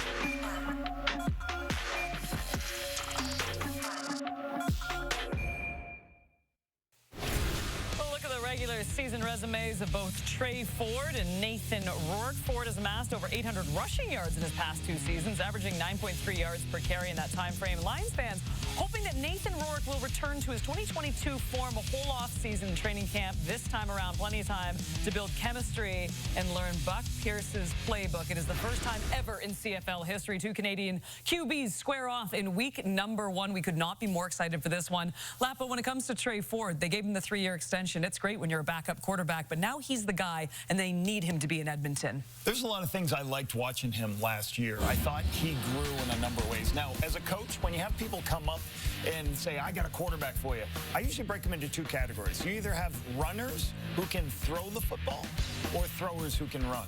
The difference is the runners, they can't throw the football, right? The throwers who can run, Davis Alexander is a thrower who can run and add some things. Trey Ford, I wasn't sure what he was, but last year, his processing speed, his ability to get the ball downfield, way better. So I'm impressed with this player. I think he's going to be able to transition very well in this new system. And the biggest thing this team will do, explosive football plays. He can scramble around, create explosive plays, and get the ball downfield. I think he's going to be great. Yeah, and I think early they tried not to run him too much because he can make plays with his legs anytime he wants. I think they really want to get him settled in the system and work on his timing because we know in money time, down the road, he's going to run the ball.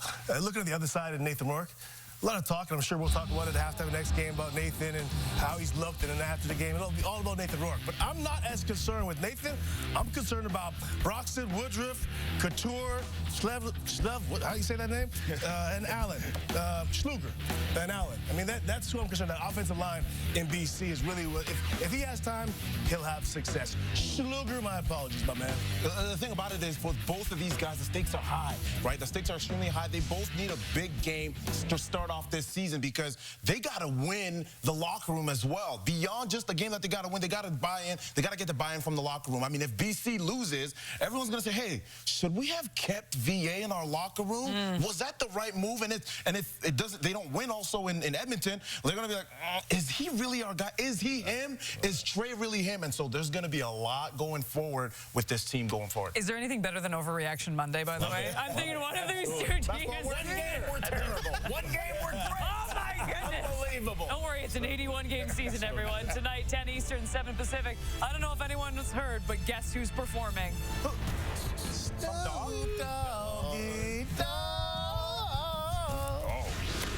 All right, don't go anywhere. I can't believe you guys sang that. Kudos to these guys. Kudos to the players who sang on Friday Night Football. We got a great game in Calgary. 18-9. We'll get you back to McMahon after this. Yes. 2025. And he's got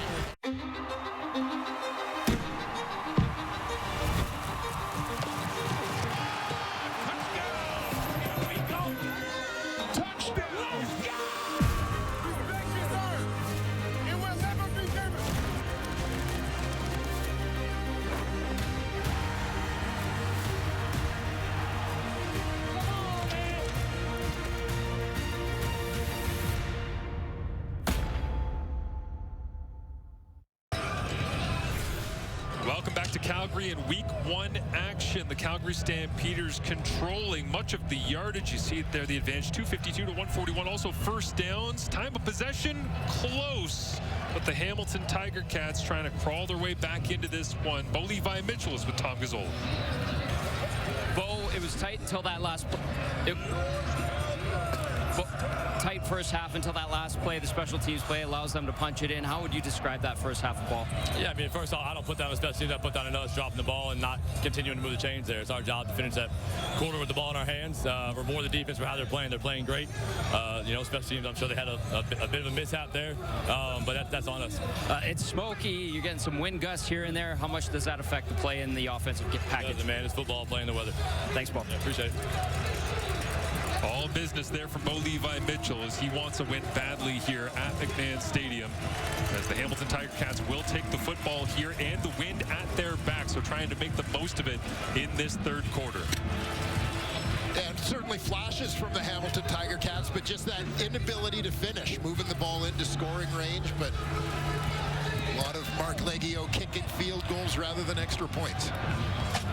See what they can do offensively. Hamilton again won 5 of 7 games to end 2024, but their final record, well, that was the problem, 7-11 by the end of things as they began the year super slow. They want to get off to a hotter start this year. Well, that's going to happen right now in this second half as this kick bounces up in the air. It's up for grabs. Calgary makes contact first. It's rolling along the ground, and it's on the ground. 3 different Stampeders are on top, and Hamilton wanted the football and the wind, and they got nothing with Keelan Thomas from the Okanagan Sun coming up with the football. And it almost seemed as if there was a lack of urgency or understanding from the Hamilton Tiger Cats there of the fact that this is a live ball. Johnny Augustine, the returner on that side, lets it bounce. Short kick that hung up in the wind, that there is an opportunity as well for players in the upper rows of the return team to maybe play the football. Just heads up special teams play from the Calgary Stampeders. Jesuit Antwi, the man that touched it first. Anthony Federico fought through as well, and then recovered by Keelan Thomas, and now looking for his 3rd major of the day is Dietrich Mills. As a gain of 12 all the way down to the 1-yard line, heavy team comes out, and for the first time, that will include P.J. Walker coming off the sidelines as Vernon Adams Jr. goes to the sideline. Calgary Stampeders wasting no time here in the third quarter, going into attack mode. And special teams, you think about the way the first half ended and the way the second half started. Special teams, a massive story right now. P.J. Walker, the talented pivot out of Temple, goes to the left-hand side. Flags come up. Touchdown Stampeders as they turn the tide against the Tabbies to open up the second half. Hamilton, defensive line. Offside, Tiger Cats. Decline. Touchdown. And the advantage grows for Calgary.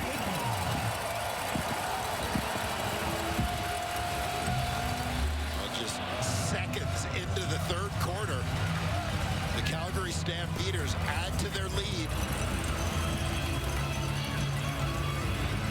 Back-to-back touchdowns created by big plays on special teams for the home squad.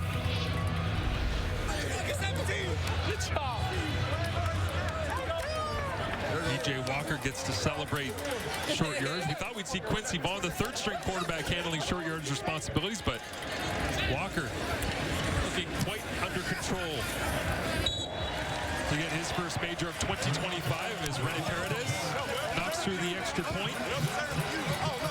And the moonshot kickoff, skipping backwards and being chased down in the drifting wind at McMahon Stadium, all leads to a quick drive, but here's a good look at Johnny Augustine just not jumping on it right away, and Antwi taking advantage. Yeah, terrific heads up from a veteran guy in Jesuit Antwi out there on special teams. Going and getting that one. Keelan Thomas with the recovery. P.J. Walker has his first in the Canadian Football League. You know what I know we both love about that too, because we love what the CFL is about here in week number 1. You got Okanagan recovering it. Anthony Federico played for the Hamilton Hurricanes before he went to Queens. There you go. So he was a junior football guy as well. He was diving all over that. Jesuit Ante had to go through the regional combines. Wasn't invited to the national despite being a Vanier Cup champion. It's like you got 3 dogs that are just scrapping away to make a roster. Yes, sir. And all 3 of them have to contribute just to get possession so that you can go and get a major to open up the second half.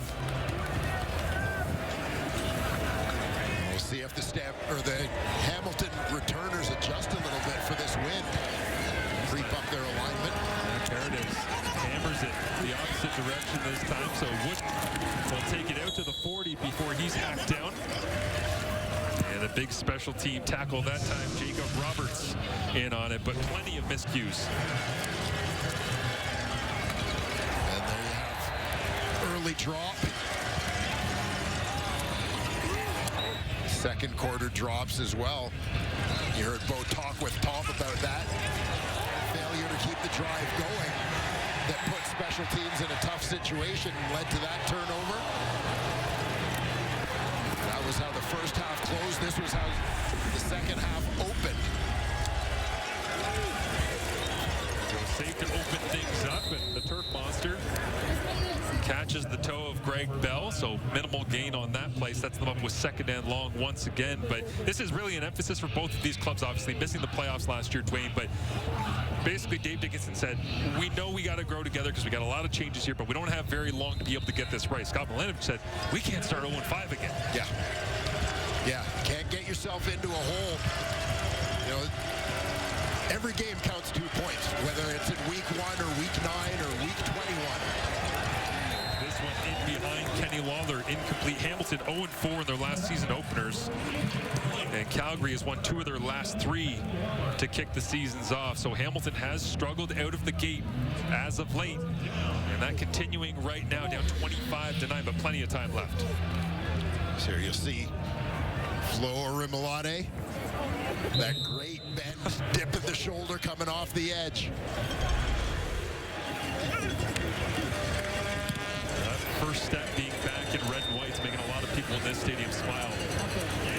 As this punt from Nick Constantino, carrying with the wind, and rolls out the side of the end zone. 85-yarder. So Vernon Adams Jr. gets the football back, and it will be Stamps possession when we return to McMahon.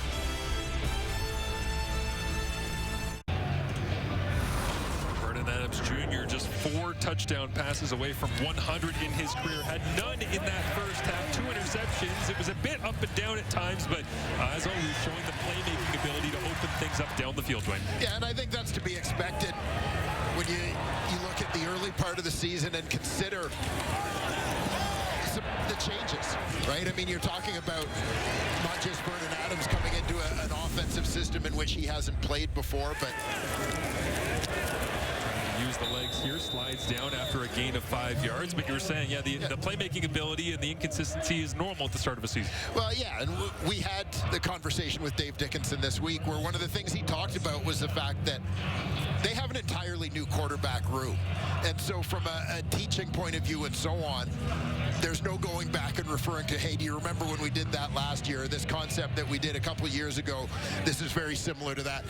Everything is new in terms of teaching the offense for Vernon Adams, even though he's a veteran guy, working with a largely new group of receivers outside of Ryan. Oh, blitzer comes free, Destin Talbert, and VA just has to get rid of it that time. Reggie Beggleton in behind Kyle Wilson.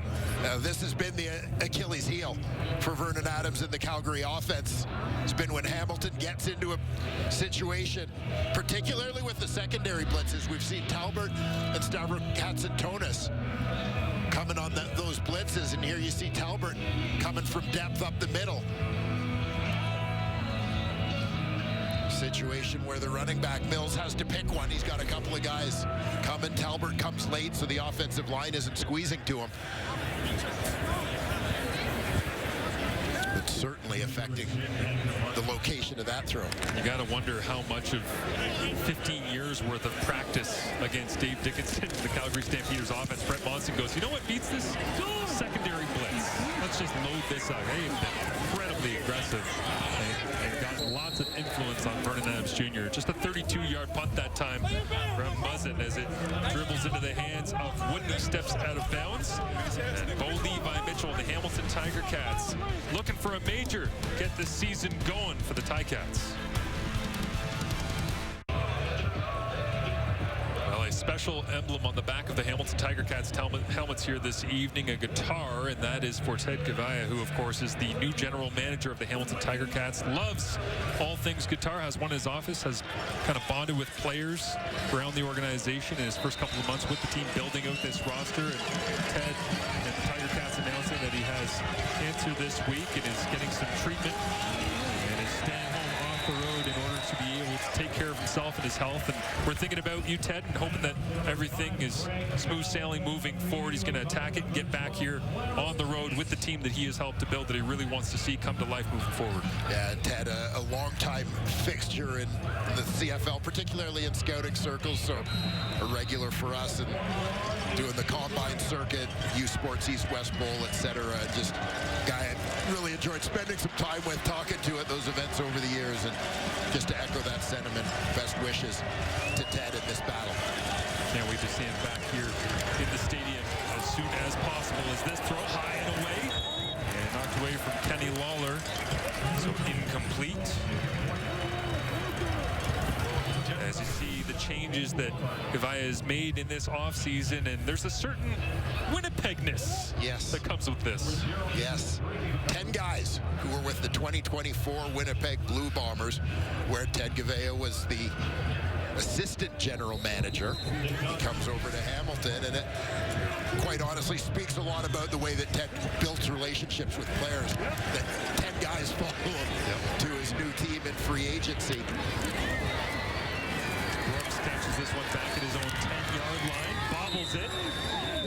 68-yard punt and great coverage down the field that time by the Hamilton Tiger Cats special teams unit, coached by Dennis McKnight. But the old double catch back here, 10, not a great field. Yes. Yes. Afraid to take your eyes off the ball, but you really want to know just how close those guys are. They're bearing down. Vernon with a long field in front of him here. The Calgary Stampeders trying to get back 28 players who weren't on their opening day 2024 active roster on this team. Now 18 on defense, 10 on offense. It has been an overhaul and trying to find their rhythm. You heard the panel at halftime talking about getting into rhythm, play calling, and making sure everybody's on the same page. That's even harder when the energy starts to get zapped out of the stadium here, even though you're up 15. You see the focus there put on trying to shut down Dedrick Mills in the run game. They know where they've had success defensively, and it's been when they've been able to force that Calgary offense and Vernon Adams into second and long passing situations where they can then crank up the pressure a little bit. Stands right now, Dominique Grimes just one catch for 15 yards. That was back early in the second quarter as Hamilton comes to the secondary blitz again. They can't pick it up, but they screen right into it. And Mills has got an opportunity. If he gets a couple of blocks, they pick up the first down. And a nice play call that time. Calgary saying, okay, you want to send secondary pressure? Well, how do we try to solve this conundrum? Yeah, nice adjustment. You'll see Dedrick Mills starts off in the backfield with his quarterback, show block, slip out behind. Nice block there from Reggie Beggleton on Kyle Wilson, the middle linebacker, helps spring Dedrick Mills to pick up a first down here. Bryce Bell, Christian Kanu also getting upfield as Bell replaces Sean McEwen, who moved over to Saskatchewan in free agency. Now Jeffrey Antwi, difference maker, chasing down that opening kickoff the second half with the first touch, keeping the football alive, which Calgary recovered and then went on a couple plays later to score their first touchdown of this second half with. But there's Devin Verzak, the second overall selection. Yeah, we've mentioned a couple times Damien Alford, the only guy chosen ahead of him in this draft, starts his CFL career on the one-game injured list for Calgary. Big receiver out of Utah, but the Windsor linebacker, Devin Verzak, phenomenal combination of athleticism and size. his reps here defensively, not just on special teams, which he already, they believe, is an elite special teamer. As a first down here with VA escaping the pocket, using his legs, and was able to find Jalen Philpott for the conversion.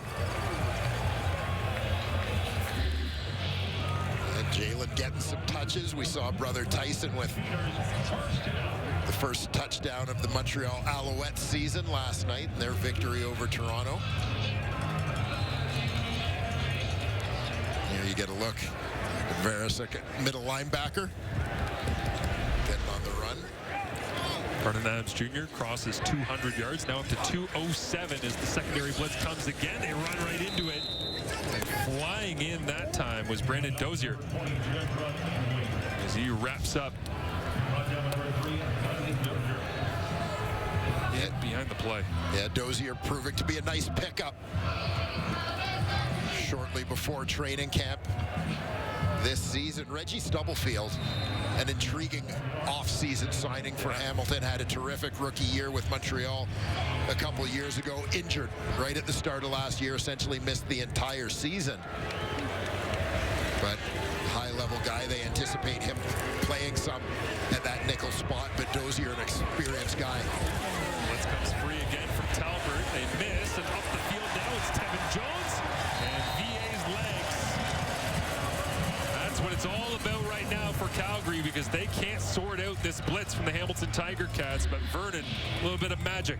Yeah, and this is, again, a big part of why Vernon Adams was a guy they targeted in the offseason. They feel P.J. Walker has some of this as well. Jake Mayer, obviously a very good quarterback in the Canadian Football League, has enjoyed much success, but doesn't have the same level of mobility. And sometimes when other things are breaking down, you have to resort to plan B, which is to get on your horse, and few do that better than Vernon. Heavy blitz look here, and in behind the line of scrimmage, it's caught. But Dozier brings down Reggie Begelton. This drive started back at Calgary's own 14-yard line. They're going into the wind. They already have the advantage of being one score up after that special teams challenge that Hamilton had to open things up. So Calgary definitively right now is winning this third quarter, even just by flipping the field position. Yeah, no question. Right off the bat, set that tone. Eighth play of the drive coming right now after a loss of 5 into the hands of Reggie Begelton. Shadows getting longer here at McMahon Stadium. Just a 3-man rush, multiple spies though, as Vernon now is going to take off, and the spies can't catch him. And on 2nd and 15, VA goes for a jog to the first down marker.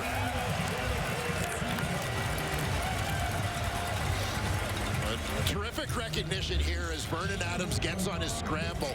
Dominique Grimes is on the left side of your screen. He's got that check release. He recognizes what's going on. See there, he looks back and locks onto his guy. That block helps allow Vernon Adams to take enough of an angle, get upfield and move the sticks. So with a fresh set of downs and 3 receivers to his right, Vernon will hand it off. Dedrick Mills following his blocks.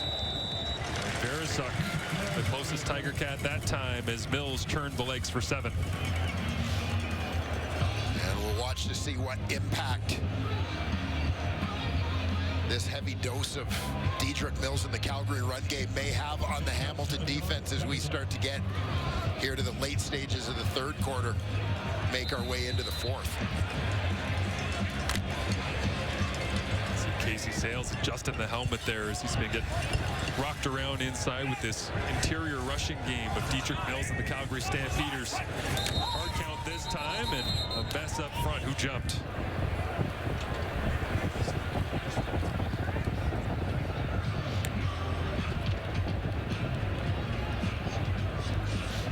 Procedure, Calgary, number 54. 5-yard penalty. It remains 2nd down. We'll get the right tackle that time. Joshua Coker. At top of your screen.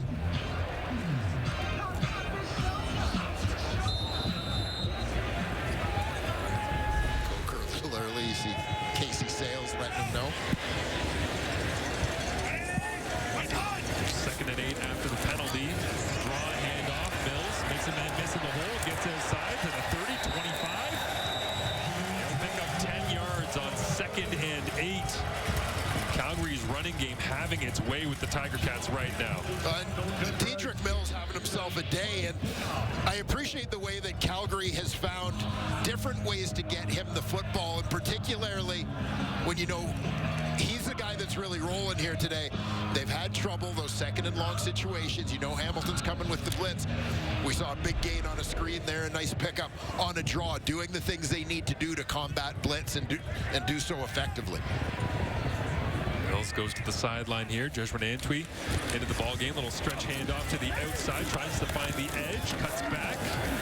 And Kyle Wilson, the middle linebacker, back into the ball game alongside Verazuk this time in a substitution package. The one that brings down Antwi, but a 7-minute drive here going into the wind as it's picked up in the second half.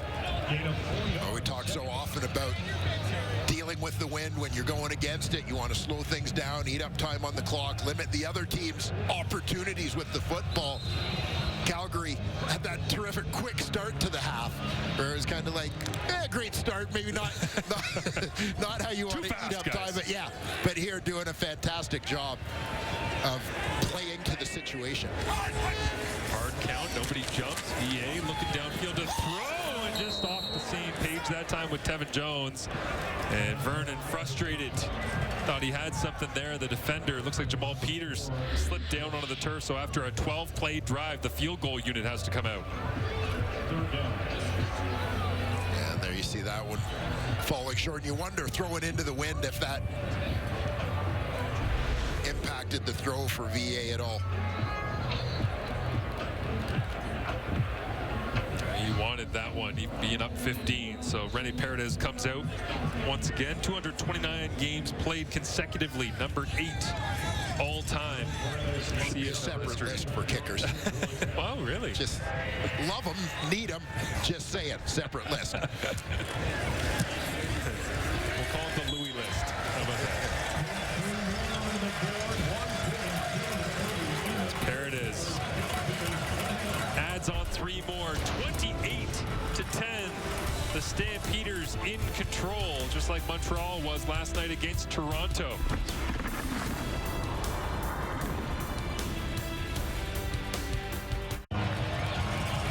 Certainly something to celebrate right now with the Calgary Stampeders up on the Hamilton Tiger Cats, but much more than that here today. The 80th birthday celebrations. Alex Singleton in the house, sitting right there alongside Doug Flutie, Mark McLaughlin, Marcus Crandall. I mean, it is, everybody came back for this one. 80th birthday, why not?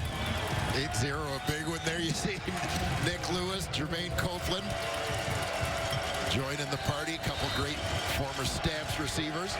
Family of Normie Kwong as well was just on the big screen here during the commercial break. As Bo Levi Mitchell flips it over the top, and Tim White looking for a little bit more as he tries to get out to the 55. And just shy. But yeah, great to have so many different Calgary Stampeders that have made their way back in the organization. Of course, proud history and trying to get back to the standard they've set for so many different decades of making sure that people know that this is one of the truly special organizations, and not just the CFL, but Canadian sport in terms of tradition, longevity, all the rest. Is you see the Kwong family there. After handing out some t-shirts and getting the crowd fired up as Bo Levi Mitchell drifts this one to a name we haven't seen much of tonight. Shamar Bridges has been persona non grata most of the afternoon. Yeah, trying to fight his way back to that one as the throw came up short. You saw Bo couldn't step into that one with a defender in his face. Rimolade bearing down quickly.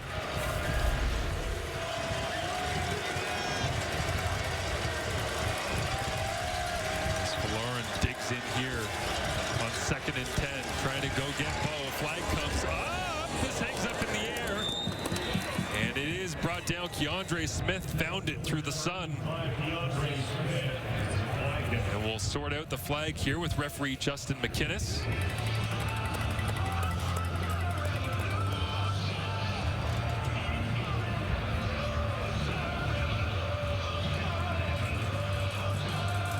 Looks like they're talking to the Calgary sideline, so likely against the Hamilton Tiger Cats. Yeah, just awaiting a signal here. Looked even like there possibly could have been a hold. Offside, yeah. Hamilton, number 4, 5-yard penalty. We'll repeat second down.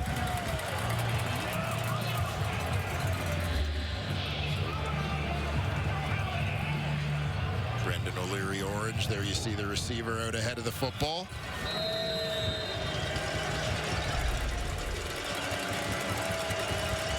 He gets tagged on that one. Sets up 2nd and 15. Mitchell rolls to his left, looks down the field, takes a shot for Lawler, and just overthrows him, incomplete. And the punting unit will have to come out once again with 29 seconds remaining, and that'll be Hamilton's last possession with the wind at their back. Yeah, and you wonder if the wind worked against them on that throw. Bo on the run, that one sailing a little bit beyond streaking Kenny Lawler. Flush from the pocket, Arimawade again, supplying pressure from the backside.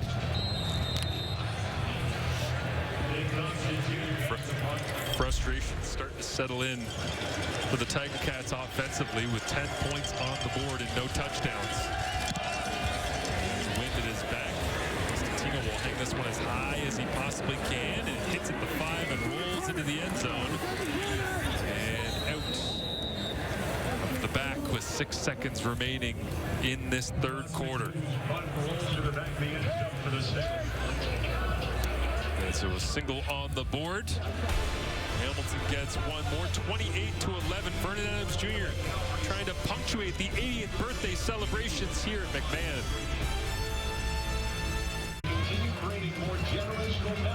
There you see Jermaine Copeland hanging out. Nick Lewis right there as well, as we flash it back to what a good player Cope was, man. Like, just so smooth. Like, I gotta admit, you know, of this era, at this time I'm playing high school ball, and I remember turning on the CFL and watching and just going, why is that dude always open? Yeah, such a dynamic duo. He and Nick Lewis were very different players, but Copeland so productive, both in Montreal and, of course, during his time as a Calgary Stampeder. Good to see them coming back and having fun here in Calgary. Now VA over the top. It's completed. Clark Barnes running away from Jamal Peters. And down to the 5-yard line goes the former Guelph Griffin. A 65-yard bomb with VA evading the rush again.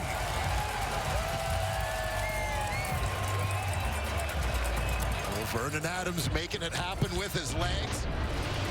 And a terrific adjustment to the football at the tail end by Clark Barnes. Stampeders pressing yet again here to start the fourth quarter.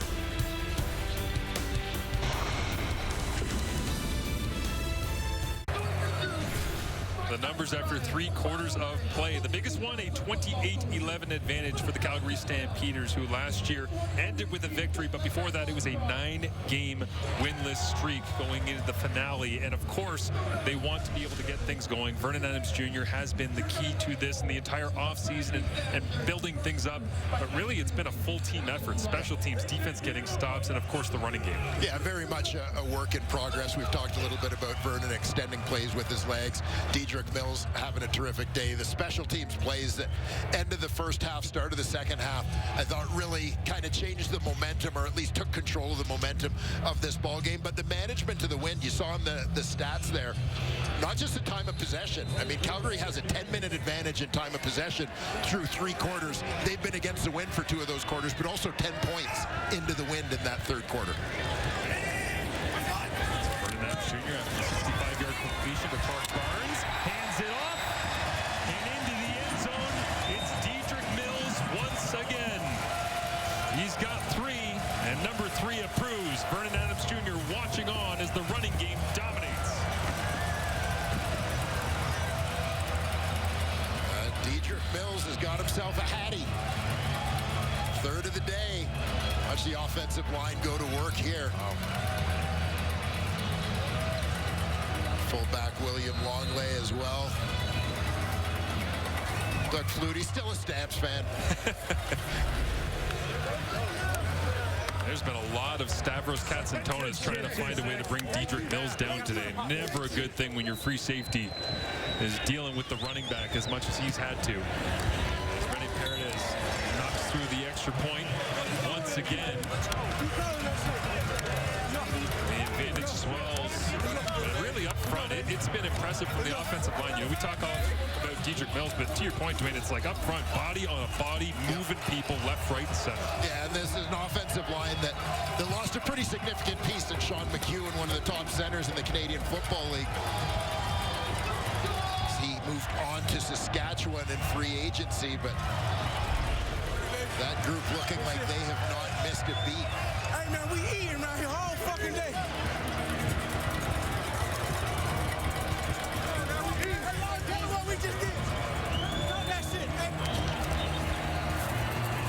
Now the special teams unit for the Calgary Stampeders going to try to pin Bo Levi Mitchell and the Hamilton offense once again with the wind at their back and squeeze any life out of a comeback attempt. So with that 65-yard completion, Clark Barnes did reach the 100-yard mark for the first time in his CFL career. Talented third-round pick back in 2023, reaching the dollar bill for the first time. A couple of big splashy plays as Vernon Adams Jr. broke the pocket. Scramble rules were on. Isaiah Wooden turns this across the 20 to the 25, and all of a sudden, Isaiah Wooden is going to get a major for Hamilton. 105 yards to the house. And the Ticats have some life. And that one just kind of came out of nowhere for the Hamilton Tiger Cats.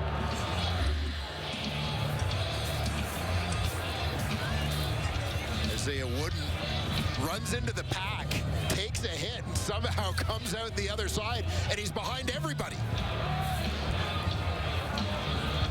There was no second wave. Didn't seem to be any kind of safety over the top. And this guy loves it. 11 kick returns for touchdown total all of last year. We saw some great returns from Mary Alford in Saskatchewan the other night. Some big ones in the Toronto-Montreal game last night, but none better perhaps than this. Certainly the longest, had 17 touchdowns in his NCAA career over 2 years. 0 of them were on returns. Well, he's got one in the pros.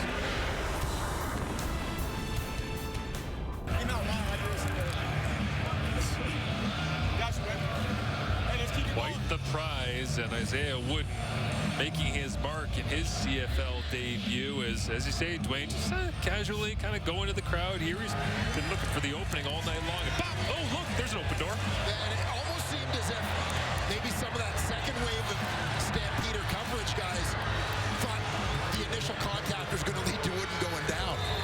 And, you know, this is a guy, we were down at field level prior to the game, and you think so often about many of the returners in this league being more diminutive guys. Wooden's a pretty thick dude. And basically ran through that contact. Into the wind, pretty good kick here from Hamilton. Trying to answer the call back the other way is Calgary with their return game. A flag comes up.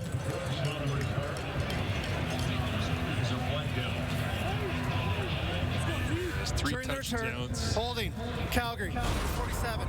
It's 10-yard penalty. First down. 3 touchdowns for Dedrick Mills. A super impressive effort.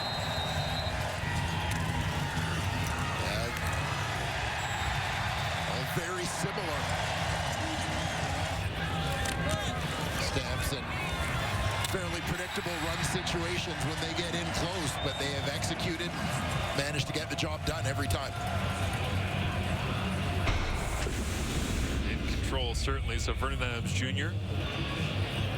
probably was thinking he was going to settle into a nice 80th birthday celebration here on the sidelines. And hey, PJ Walker, you go get some reps at the end of this one. And all of a sudden, kick return from Isaiah Wooden. And nope, back to work. Life in the CFL. Never easy to close out a game. Changes quickly. He's got a long field to deal with, but that hasn't been daunting for Calgary all that much tonight as they begin, as they have much of the evening with the inside handoff here. Going between Jezron Antwi and Dedrick Mills. Antwi gets the call this time. Yeah, Mills getting a little bit of a break over there. You know, an interesting sort of roster management move for the Calgary Stampeders this year, going out and signing Jeshurun Antwi, a proven guy, who's proven he can handle the load as a starter at times. Obviously a very solid backup running back, as we've so often seen Calgary dressing 2 American backs in recent years. This kind of frees up an American somewhere else because Antwi's able to fill that role. No doubt. Is this one, dangerously thrown outside. As Isaiah Begna was close to that one, intended for Jalen Philpott. I'll say this as well, our game that's going to round things down tonight in week number 1, we're talking obviously about Canadian quarterbacks. Love seeing the Canadian quarterbacks. It's straightforward. It's Nathan Rourke. How about Sean Thomas Erlington last night for Montreal, just inflicting his will on everyone? You got Jeshurun Antwi out here pounding the rock. There's a lot of really good Canadian running backs as well across the just, I mean, Canadians at skill positions in general, right? Such a big part of the evolution of the game, and guys now getting an opportunity to make their mark at all of those positions in the CFL. Thought about going for a double house call. 54-yard punt flag down. We'll sort it out when we come back on the other side of things. But Hamilton with possession, a little bit of momentum here after the big return touchdown.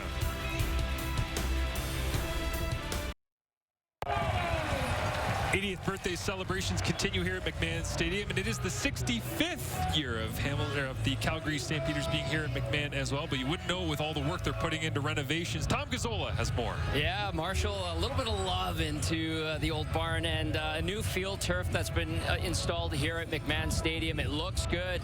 More importantly, it feels good. The players are very much applauding this new field turf, and it'll help reduce ankle injuries, knee injuries, not just for the Stamps, but of course opposing players as well. And then you go inside the building, upgraded facilities for the Stampeders, some new workout machines, the weight room gets an update, and then more importantly, maybe for some, is the Players Lounge getting a facelift, and then guys creating chemistry, playing ping pong. I know that's huge for some teams. It also creates some animosity too. Absolutely, Tom, as we see flags come out here, defensive pass interference likely against Shamar Bridges trying to make the catch. But Dwayne and I play ping pong before every single game. I mean, that's the rule. You instill that culture, that habit of competition. Well, it's just about time Calgary, together number 6 with the team. 10-yard penalty and an automatic first down. But it is a great way to be able to keep people in the facility, be around each other. And it was great to hear Vernon Adams Jr. say, how are we supposed to get to know each other if we're not in the same room? Yeah. Right? Like, this isn't COVID anymore. We're not on Zooms where we're trying to learn the playbook. It's we can stay in the locker room. We can hang out. We can talk. We can chat about our families. We can share food. Yeah. No, this is exactly it. I think the Stampeders recognized that they needed to improve the environment, so to speak. You know, obviously improving facilities being a part of that, and made the investment this offseason. And part of the reason that came up as well was the CFL Players Association grades, right, where they didn't do spectacularly well, and they knew that there were certain areas that they needed to refine Timer, and find please reset the improvements. clock to 12 minutes, 19 seconds. It's obvious that the organization and its leadership are listening. Yeah, and I think that's the critical thing, right, is not turning a blind eye to that feedback, but responding positively to it. Much credit to Dave Dickinson, John Huffnagel, Jay McNeil, and the leadership of this team. Low snap this time. Mitchell picks it up, pressure on, and he flops it out somehow. It ends up in the hands of Brendan O'Leary-Orange, but a frustrating rep that time as Coulter Woodmansey shuffled it back into the legs of 19. Coulter Woodmansey playing center full-time this year. Tiger Cats lost one of the best in the league as David Beard elected to go back to Edmonton as a free agent. Woodmansey slides over from guard to center. And Greg Bell makes the catch, dives for the first down marker. We'll see where they spot it. Looks like it's just about a yard shy. So third down here in their own end of the field, but trailing with 11:37 remaining in the fourth. And we've seen Bell stumble a couple of times in this ball game. Wonder if that's one of those new turf effects. And Mitchell stays in, but Antti Litre, the short yardage quarterback, is in as well. I wonder if he'll short motion under center here. He does. Takes the snap, plunges his way to the left, and Litre doesn't want to go down. What a run. You said you wondered, but I felt like you knew. Marsh, good call.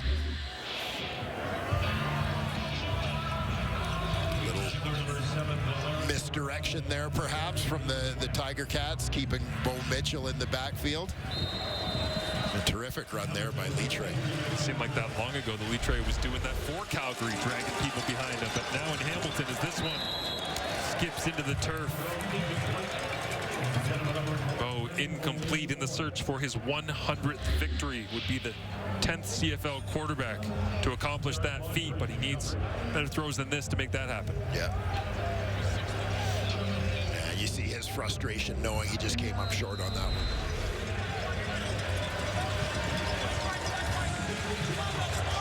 Bar Bridges and Kenny Lawler, the wideouts. Tim White and DeAndre Smith working together, you see at the top of your screen as well. DeAndre wants to go quick. Bo gets to the line. Gets the four-man rush.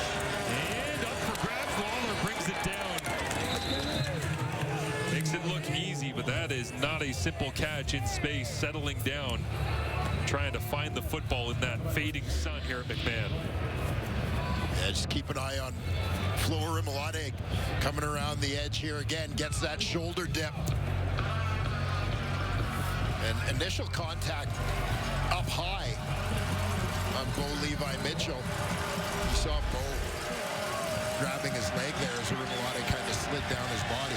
Initial contact definitely above his waist. Yeah. Mitchell across the middle. Tim White trying to run away from coverage. Big contact there in the rallying defense of the Stampeders. Micah Tights alongside Roberts and Arnold. Yeah, here you get Tim White coming left to right on your screen on the crossing route. Tights picks him up. Funnels him into some help. Tights, 18 games played in his first season with Calgary after coming over from Saskatchewan. Doing a good job now, and looking over the top is Bo. A little off on that angle, the corner route that time is Damon Webb coming down alongside Sheldon Arnold, one of the newcomers in this Stampeders secondary. The Stampeders young at those halfback spots coming into this season. Sheldon Arnold out of Central Florida. Seen him in on a couple of plays. As well as Jalen Grant on the other side.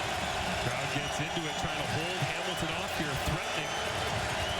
Trailing 35-18 are the Tiger Cats. Whoa, looks to his right, quick throw, complete. First down on third down. They'll move the sticks. Lawler cashing in his fourth catch. There you see Lawler up towards the top of your screen. Starts off on the line of scrimmage. Get the first down yardage and turn. And if you're saying this doesn't feel familiar, well, that's because this is the first time that the Hamilton Tiger Cats have been in the score zone here today with 8.5 remaining in the fourth quarter. Pressure on. Mitchell looks outside, bobbled, and, well, they say caught by Brendan O'Leary Orange. Looks like he held on to it. Bit of an awkward one. Yeah, O'Leary Orange did well to stay with this one after the initial bobble. But kept his eyes on the football as Derek Moncrief wrapped him up. Now Mitchell hands it off to Greg Bell. Lost his footing. His good penetration into the backfield. And Calgary thinks they have the football. Clarence Hicks was the first man in. That made Bell have to spin around, and getting up from the bottom of the pile, it was Miles Brown at the end of that play. Officials having a discussion. Yeah, we'll see exactly when the ball comes loose here. This is going to be an interesting one because is it Bell's hand that's down, or did his forearm touch before the ball came out? Replay official Dave Foxcroft, no doubt taking a look at it back in the command center. The ruling on the field is that the ball carrier was down with contact at the 7-yard line. It'd be third down. So maybe they're saying his elbow was down as the ball popped out and Miles Brown made contact with him while his elbow was down. Please reset the clock to 8 minutes and 1 second. If it's just his hand that's down, he's considered still up. But there, his knee was down, but nobody touched him.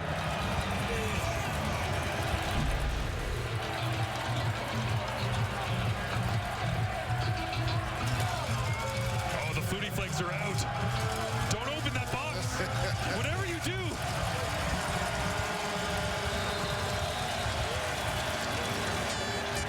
Mitchell. On third down, takes the shotgun snap, hands it off to Greg Bell, tries to run to the left. And on third and a couple, a red wall appears.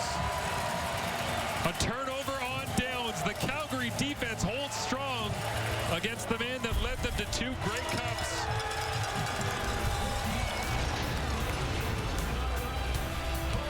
Bell trying to get outside. Hicks turns it inside. Roberts right there, and Lee finishes it off.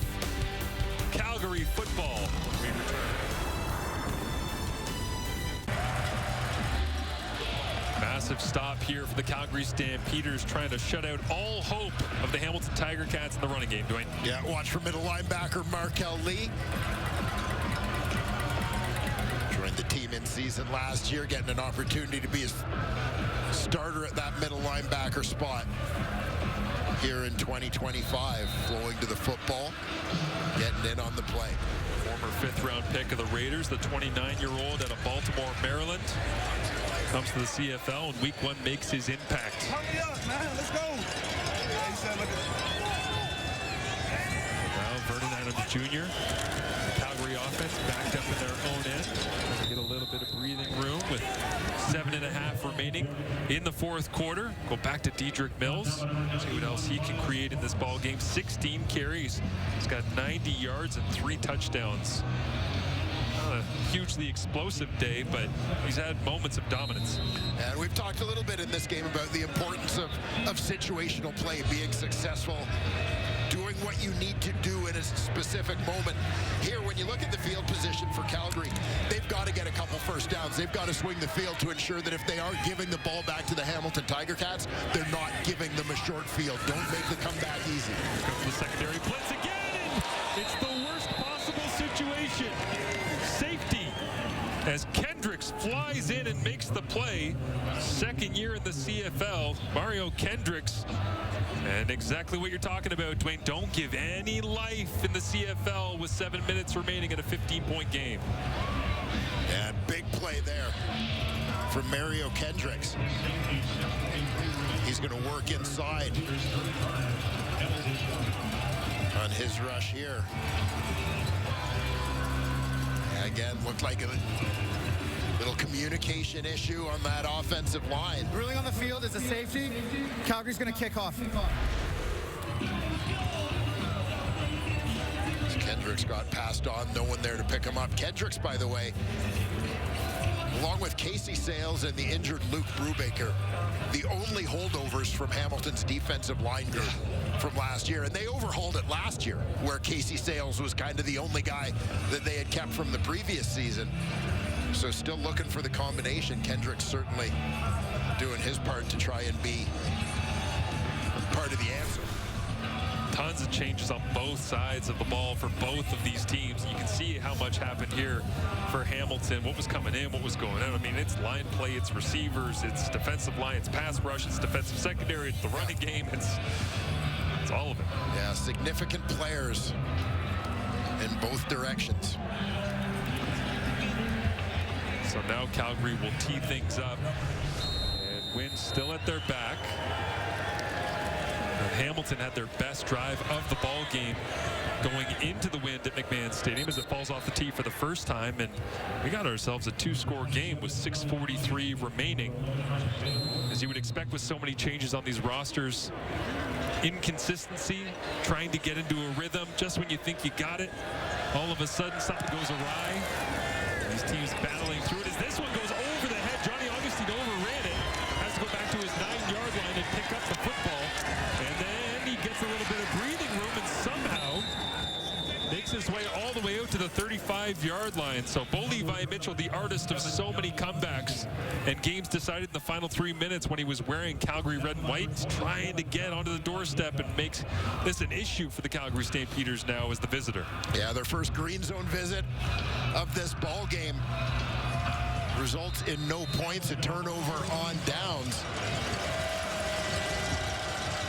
Calgary looking for their first, or Hamilton rather, looking for their first offensive touchdown of this game. Lawler settles down in between the zones, picks up the first down immediately. Moncrief makes the tackle after a gain of 12. Derek Moncrief, best known for his time in Saskatchewan and Edmonton.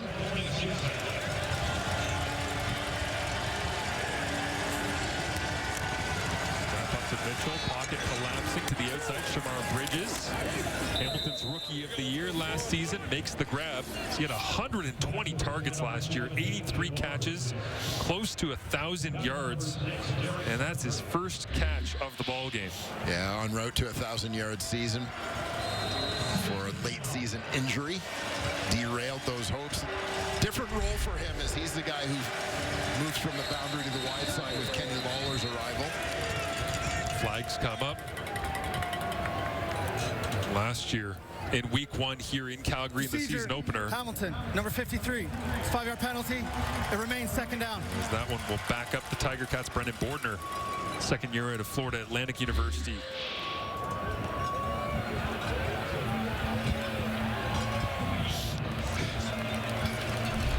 I'd be nervous too if Alarna Rimlani was across from me. Exactly what was running through my mind. Last year, week 1 in the season opener, I was saying Shamar Bridges, 11 targets, 7 catches. Just had his first, but Keandre Smith getting into the act here as well, crosses midfield. That'll be enough for another Hamilton first down with 5:19 remaining. The Tiger Cats staying alive in this ball game. Just need to find that end zone. You know, I know for Calgary, probably the biggest concern coming into this game was all the new faces on defense, but they have held tough through 3.5 quarters. This is where it gets interesting for Calgary with all those new faces on defense. How long can you sit back? How well do you know each other to know when to press or to sit back? Is now into coverage, knocked away. Kenny Lawler, the intended target. Jaden Grant flying up from his field halfback spot at Oregon State, breaking up the pass. And here you see Bo sees a window, steps up.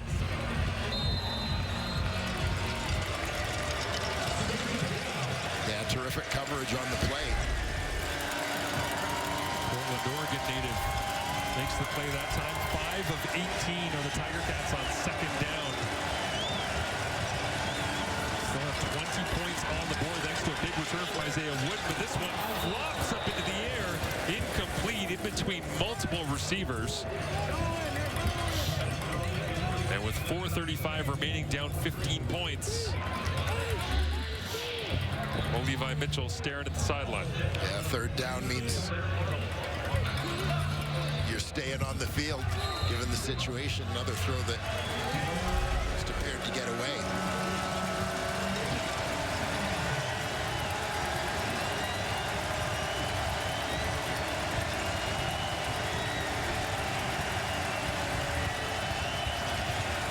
Mitchell, deep drop, pocket collapsing, flips it out to his left. Flag comes up in the secondary while Keandre Smith rips his way up to the 40-yard line.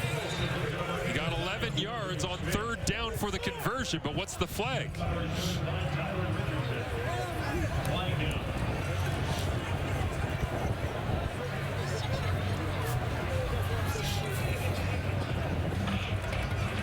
Illegal contact, Calgary, number 9. Penalty is declined. First down. Well, Damon Webb protesting the penalty, but it's not going to matter as the Tiger Cats picked up first down yardage regardless. Nice move here by Keandre Smith to duck under the linebacker, Micah Tights, fight for that first down. Bridges all by himself, up at the top, one-on-one. Mitchell looks to his left-hand side again, rolls away, and this one goes high over the outstretched arms of Keandre Smith, incomplete, and second down and 10. Yeah, if the Tiger Cats are going to get this done, they're certainly doing it the hard way. Mitchell again flushed out of the pocket. Ball sails on him a little bit as Keandre Smith is coming back. Scott Milanovic said he just wanted Bo to have his feet in the right place, but a little bit of that gunslinger mentality creeping back in. The body memory maybe for being here at McMahon. As he steps up and looks downfield again, now Bo's going to go for a run. Slides his way down inside the 30.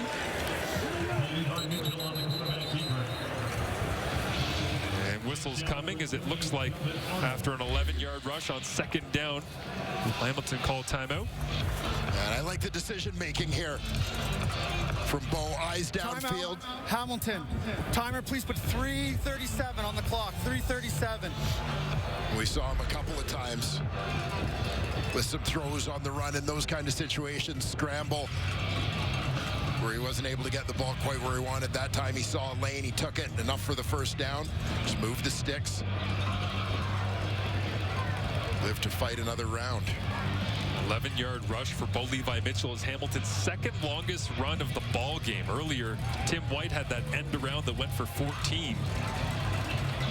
They have not had chunk plays in the running game. Really haven't leaned on it all that much either. As Mitchell right now 25 of 38. 226 yards, no touchdowns, no interceptions. You got to think he's going to need at least one touchdown if Hamilton is going to get back into this one with intention to win. Bridges, little inside-out move, and it turns north-south up near the 20.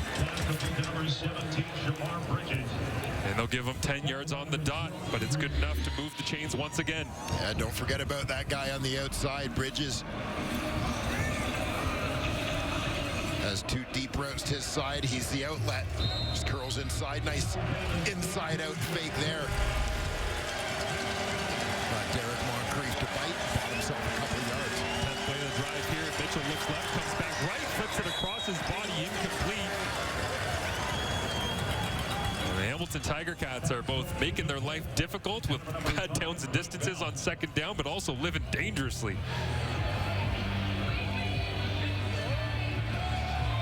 And a drive that is probably taking a little more time off the clock than they would like. They need a couple of majors. Calgary crowd on the 80th birthday celebrations here at McMahon. Get into it as Mitchell organizes his receivers. Andre Smith crosses the formation. Mitchell looks left. Kenny Lawler catches it at the 5. Dives for the end zone. Touchdown, Tiger Cats. And Lawler's first in black and gold comes on the road with the old Stamps quarterback on the other end. Still down 9. You're going to see Calgary keep the offense out there and go for 2.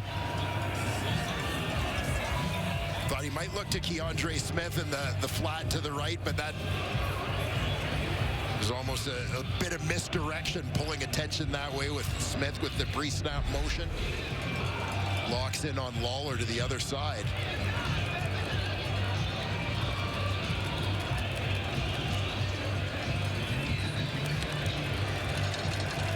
Tiger Cats 4 for 11 last year in 2-point conversion attempts.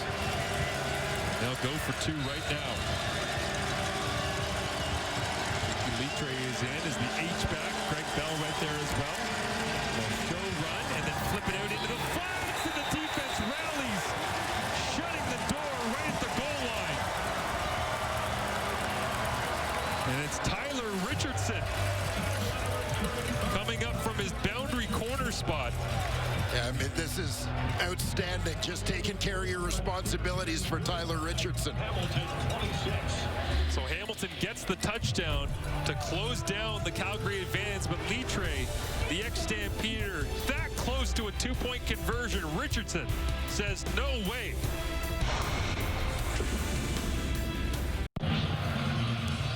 11 plays, 75 yards, and Hamilton finds their way into the end zone. 35-26 is the score with 2 minutes, 34 seconds remaining, and Kenny Lawler able to dive into the end zone. The two-point conversion no good, but here comes the onside kick attempt. As all the training camp work on special teams gets put into practice against a different color uniform. It's high in the air, like hangs it. But it's brought down by Tevin Jones, and now a flag as it looks like Shamar Bridges might have got a hand up high. Good execution by the Calgary hands team. Face mask, Hamilton, number 89. 15-yard penalty, first down. See, Tevin Jones is the guy they're trying to protect. Kenny Lawler looked like he got a shot in there off the edge, but wasn't able to jar the ball loose. There you see him getting a face mask in on Jones. His initial tackle attempt. And again, another one of those things that you work on in training camp is how do you manage the end of game situation where you're up by very little. A couple of minutes left in the ball game as VA holds on to the football, gets rocked from behind. This one flies up into the Calgary bench. Yeah, Adams getting rid of that one as he got hit.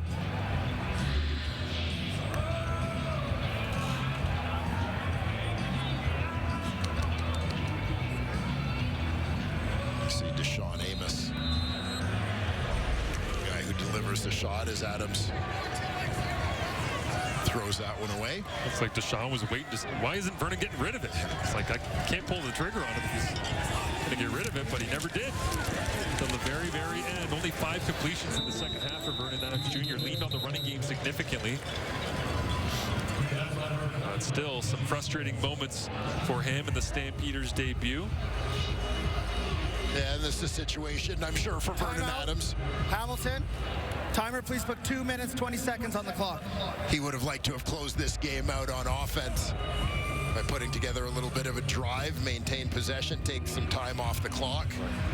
Even if it still resulted in a Rene Paredes field goal attempt, they'd like it to be a little later and a little shorter. So out comes the ageless one. He's had a pretty good night for himself. Up and down the board here this evening. 2 for 2 on field goals, but handled the kickoffs as well. As you see VA trying to reset, stay positive on the sideline. Last year in the season opener, Paredes was 6 for 6 with a long of 52. Tonight a long of 42, and this one will come from inside of that 38 yards away. And Rene restores the advantage here.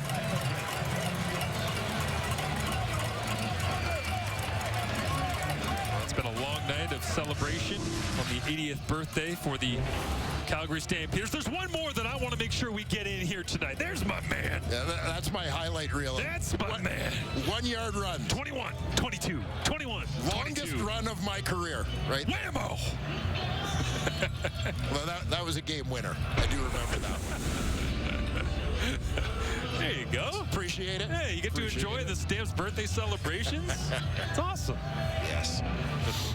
It's great to be back with the CFL on TSN once again this season and be back in the booth and get to enjoy great back and forth games just like this. But plenty of celebrations going on around the league, of course, including Hamilton.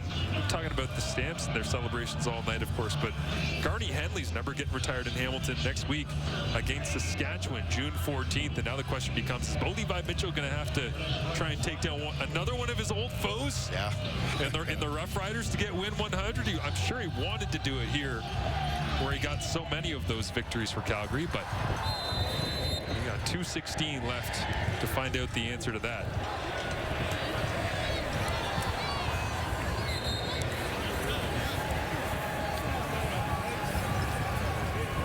couple of tremendous games over the last couple of days. Saskatchewan, Ottawa. The Riders hang on, move to 1-0 on the season. Montreal in control over Toronto last night, and after this one, we get to find out what do the Canadian kids got in store. Trey Ford and Nathan Rourke coming up when we round things down at McMahon Stadium. And a solid return here for the Tiger Cats. All the way out close to the 50-yard line. But how's this for a nightcap? The Elks and the Lions, Trey Ford, Nathan Rourke. You know them, you love them. You love watching them rip the football around. Two Canadian quarterbacks going head-to-head in Week 1 for the first time in CFL history. Week 1 wraps up, coming up next. Looking forward to seeing that. Love seeing it in Week 1, but, you know, should we maybe have postponed it till Canada Day? Maybe we'll get it again on Canada Day as Tim White bobbles this one and falls to the turf. For all of you CFL historians out there, and I know there are many of you, of course, the last time the CFL started Week 1 with two Canadian quarterbacks, 1968 Russ Jackson, Frank Cosentino, but they didn't play each other. That's why this is a first. Week 1 Canadian quarterbacks playing each other is coming up next with Rourke against Ford. And who knows, maybe one day we have a Rourke versus Rourke as a season opener. I'm wishing the best for Curtis down stuff. Trying to become a San Francisco 49er first. Mitchell rolling to his left, pressure on, and Waller very nearly hung on to that one, but hot on the heels of Bo Levi Mitchell was Jalen Hutchings. Bo Mitchell takes another shot on this one.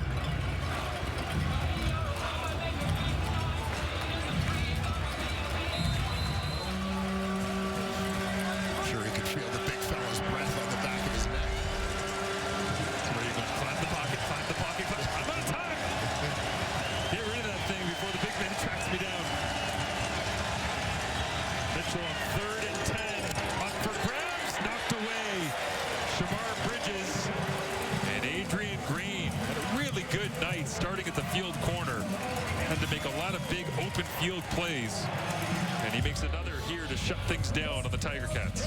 Yeah, we had seen Green make a number of starts in BC over the last couple of years, but typically not at corner.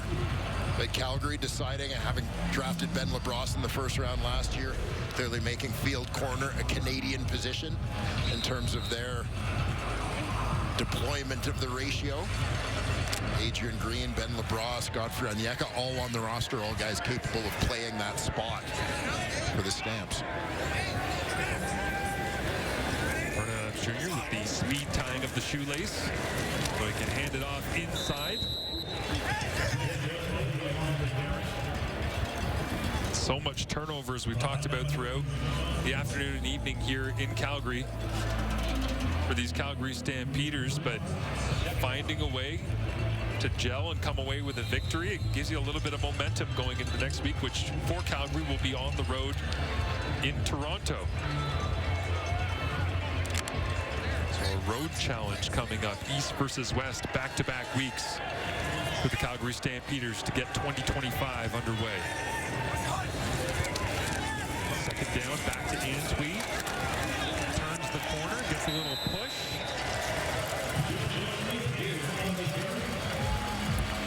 As we see the Stampeders get into run mode here, trying to close this one out. Getting some action for number 19, Quincy Vaughn, listed on the depth chart as the third quarterback. But Vaughn finished his career at North Dakota as a tight end, played a lot of quarterback, particularly as a short yardage quarterback, and the Stamps see him in that role, but a guy who is capable of also contributing as a tight end, fullback, H-back type in this offense, and that's what he's doing here. DJ Walker in his short yardage, not Quincy Vaughn, although Vaughn is on the field. You see him there, number 19, Dwayne's talking about. Wonder if they just don't necessarily have him up to speed. Uh-oh, Doug's signing some footballs. Let's see if Doug's still got an arm. I mean, the other hand arm is great. That was adjusting to his receiver, though. That's true. Strictly threw underhand based on the receiver. Yeah, if he goes overhand and, slips through the hands, bad look, right? Absolutely the most competitive guy you could ever imagine meeting. Doug talked about the fans cheering for him because he was a little guy, blah, blah, blah. Doug was an easy guy to root for because that competitiveness always showed through. Yeah, and genuinely you can tell how much Doug still enjoys coming back to the CFL. As they're challenging the spot here from the short yard sneak of PJ Walker, but you get a chance to see how much he just enjoys being around, having conversations with people, signing things for him. Like all these years later, he just loves being around the Canadian Football League. Yeah. Yeah, I mean it. Fantastic success here that also revived his career down south. Your guess is as good as mine in that mosh pit.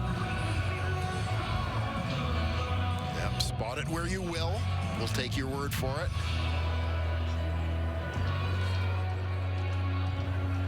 See Miles Fox coming over the top, doing everything he can to try and turn PJ Walker backwards. Dave Dickinson still coaching hard right to the very end, up by 12. Said at the end of last season, I remember doing one of the final games of the regular season, they said, I want to be here, I want to be the coach of this team, I want to lead the turnaround, I want to get back to the playoffs, I want to win a Grey Cup as the head coach of the Calgary Stampeders. And so going into week 1 here, you can tell he's reinvigorated because there is a massive challenge in front of him leading this team back to the top.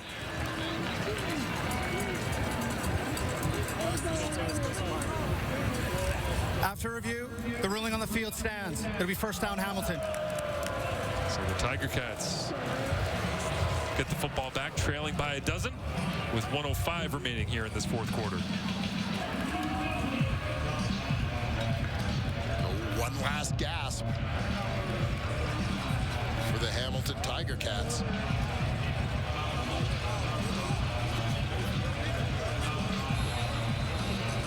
All for the fans that stayed right to the very end of the fourth quarter in this one.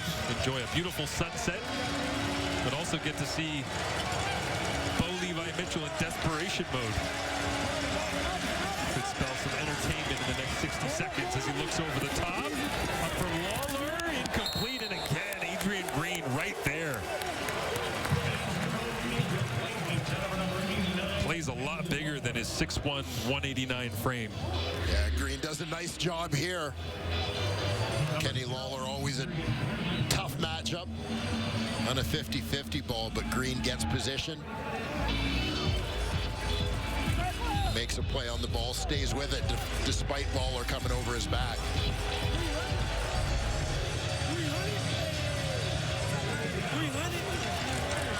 Remember watching Adrian Green at the regional combine there in Waterloo and going, that's a really good athlete. Yeah. Not sure where he's going to fit in, but it's great to see him 4 years later right here in Calgary doing the job. As Mitchell rolls to his right, flag comes out and slides down. Bo's got the first down, but is this coming back on a hold? It's just been that kind of day for Bo Levi Mitchell. Hamilton, number 64. It's a 10-yard penalty. We'll repeat second down. Coulter Woodmansey, the center, replacing David Beard in a battle upfield that time, and gets called. Yeah, I mean, you look at this Hamilton team, there just haven't been the chunk plays that you might have anticipated for Hamilton, given the yardage Bo Levi Mitchell put up last year. You know, the two big targets in Kenny Lawler and Shamar Bridges. Tim White, obviously a pretty good deep ball threat as well. Brendan O'Leary-Orange among the top guys last year in the league in yards per catch as well, just in a smaller sample size. Shamar Bridges makes the grab out to the 40, so they get a chunk of yardage back. Credit the Calgary defense under new coordinator Bob Slowick for preventing the big plays. Yeah. Certainly thought we'd see more of them. The Tiger Cats passing attack here tonight, but work in progress as you would expect in week 1 is Tim White on third down does move move the sticks. It is a first down once again. They're trailing by 12 with 33 seconds. His 30th completion of the ball game for Bo Levi Mitchell. But we did ask Dave Dickinson as well, what have you had to change about your coaching style considering how much changeover there is in this roster? He said, I've been in more meetings than ever.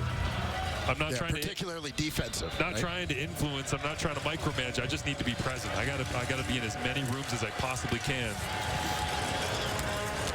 As Brennan O'Leary Orange makes the grab inside the 35. And the defensive backfield talking it over for the Stampeders of where and when to be. Yeah, they hate to give up the yardage, but in the grand scheme of things, they're going to let people catch balls in front of them.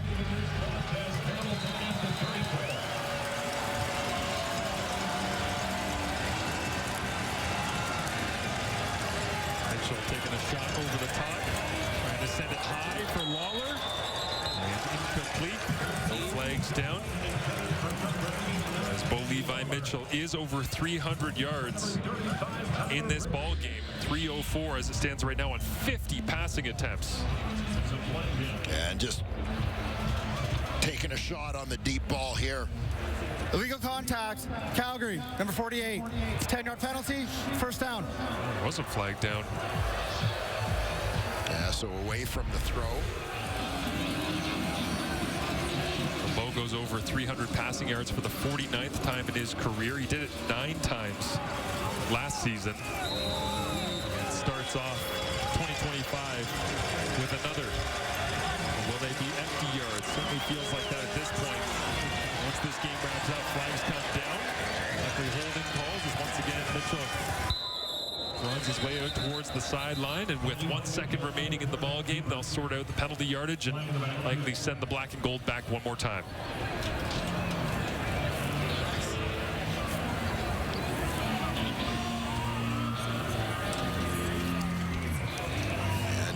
Mills and his Hamilton, number 53. 10-yard penalty. Will repeat first down. His offensive lineman enjoying a moment. Big day for that group. Big part of today's win for the Calgary Stampeders. Somehow, some way, because numbers are cyclical, almost even in first downs. Because the end of the game, Hamilton's just been turning them out here. But Calgary really in control for much of this ball game. Last play, before we send off to Edmonton against BC, barring penalties, they'll just go Hail Mary, stack it up into the end zone, up for grabs, tipped away. It is incomplete. And the Calgary Stampeders hold court at home. Vernon Adams Jr. and Bo Levi Mitchell immediately embrace each other. And Bo unable to get the victory at McMahon Stadium that would have earned his 100th as a CFL quarterback. Dwayne, final thoughts? Yeah, you got to give a lot of credit to the Calgary Stampeders defense in particular for me, because this was a young group. Didn't allow a touchdown. Again, maybe bent at times, but really didn't even come close to breaking, quite frankly. So a much needed start for them, and a work in progress offensively, but Vernon Adams making some plays, doing what he did with his legs, and Dedrick Mills in the offensive line. Big day for that group in support of their quarterback. You can see the honest conversations happening down there with a lot of new faces and new places, and trying to sort out exactly how they're going to work together. As Edmonton, BC, up next on TSN, the Battle of Canadian Quarterbacks. The first time ever in CFL history in week number 1 that they will go head-to-head. For Dwayne Ford, Tom Gazzola, I'm Marshall Ferguson. Thank you so much for watching the Stampeders win in celebration of their 80th birthday.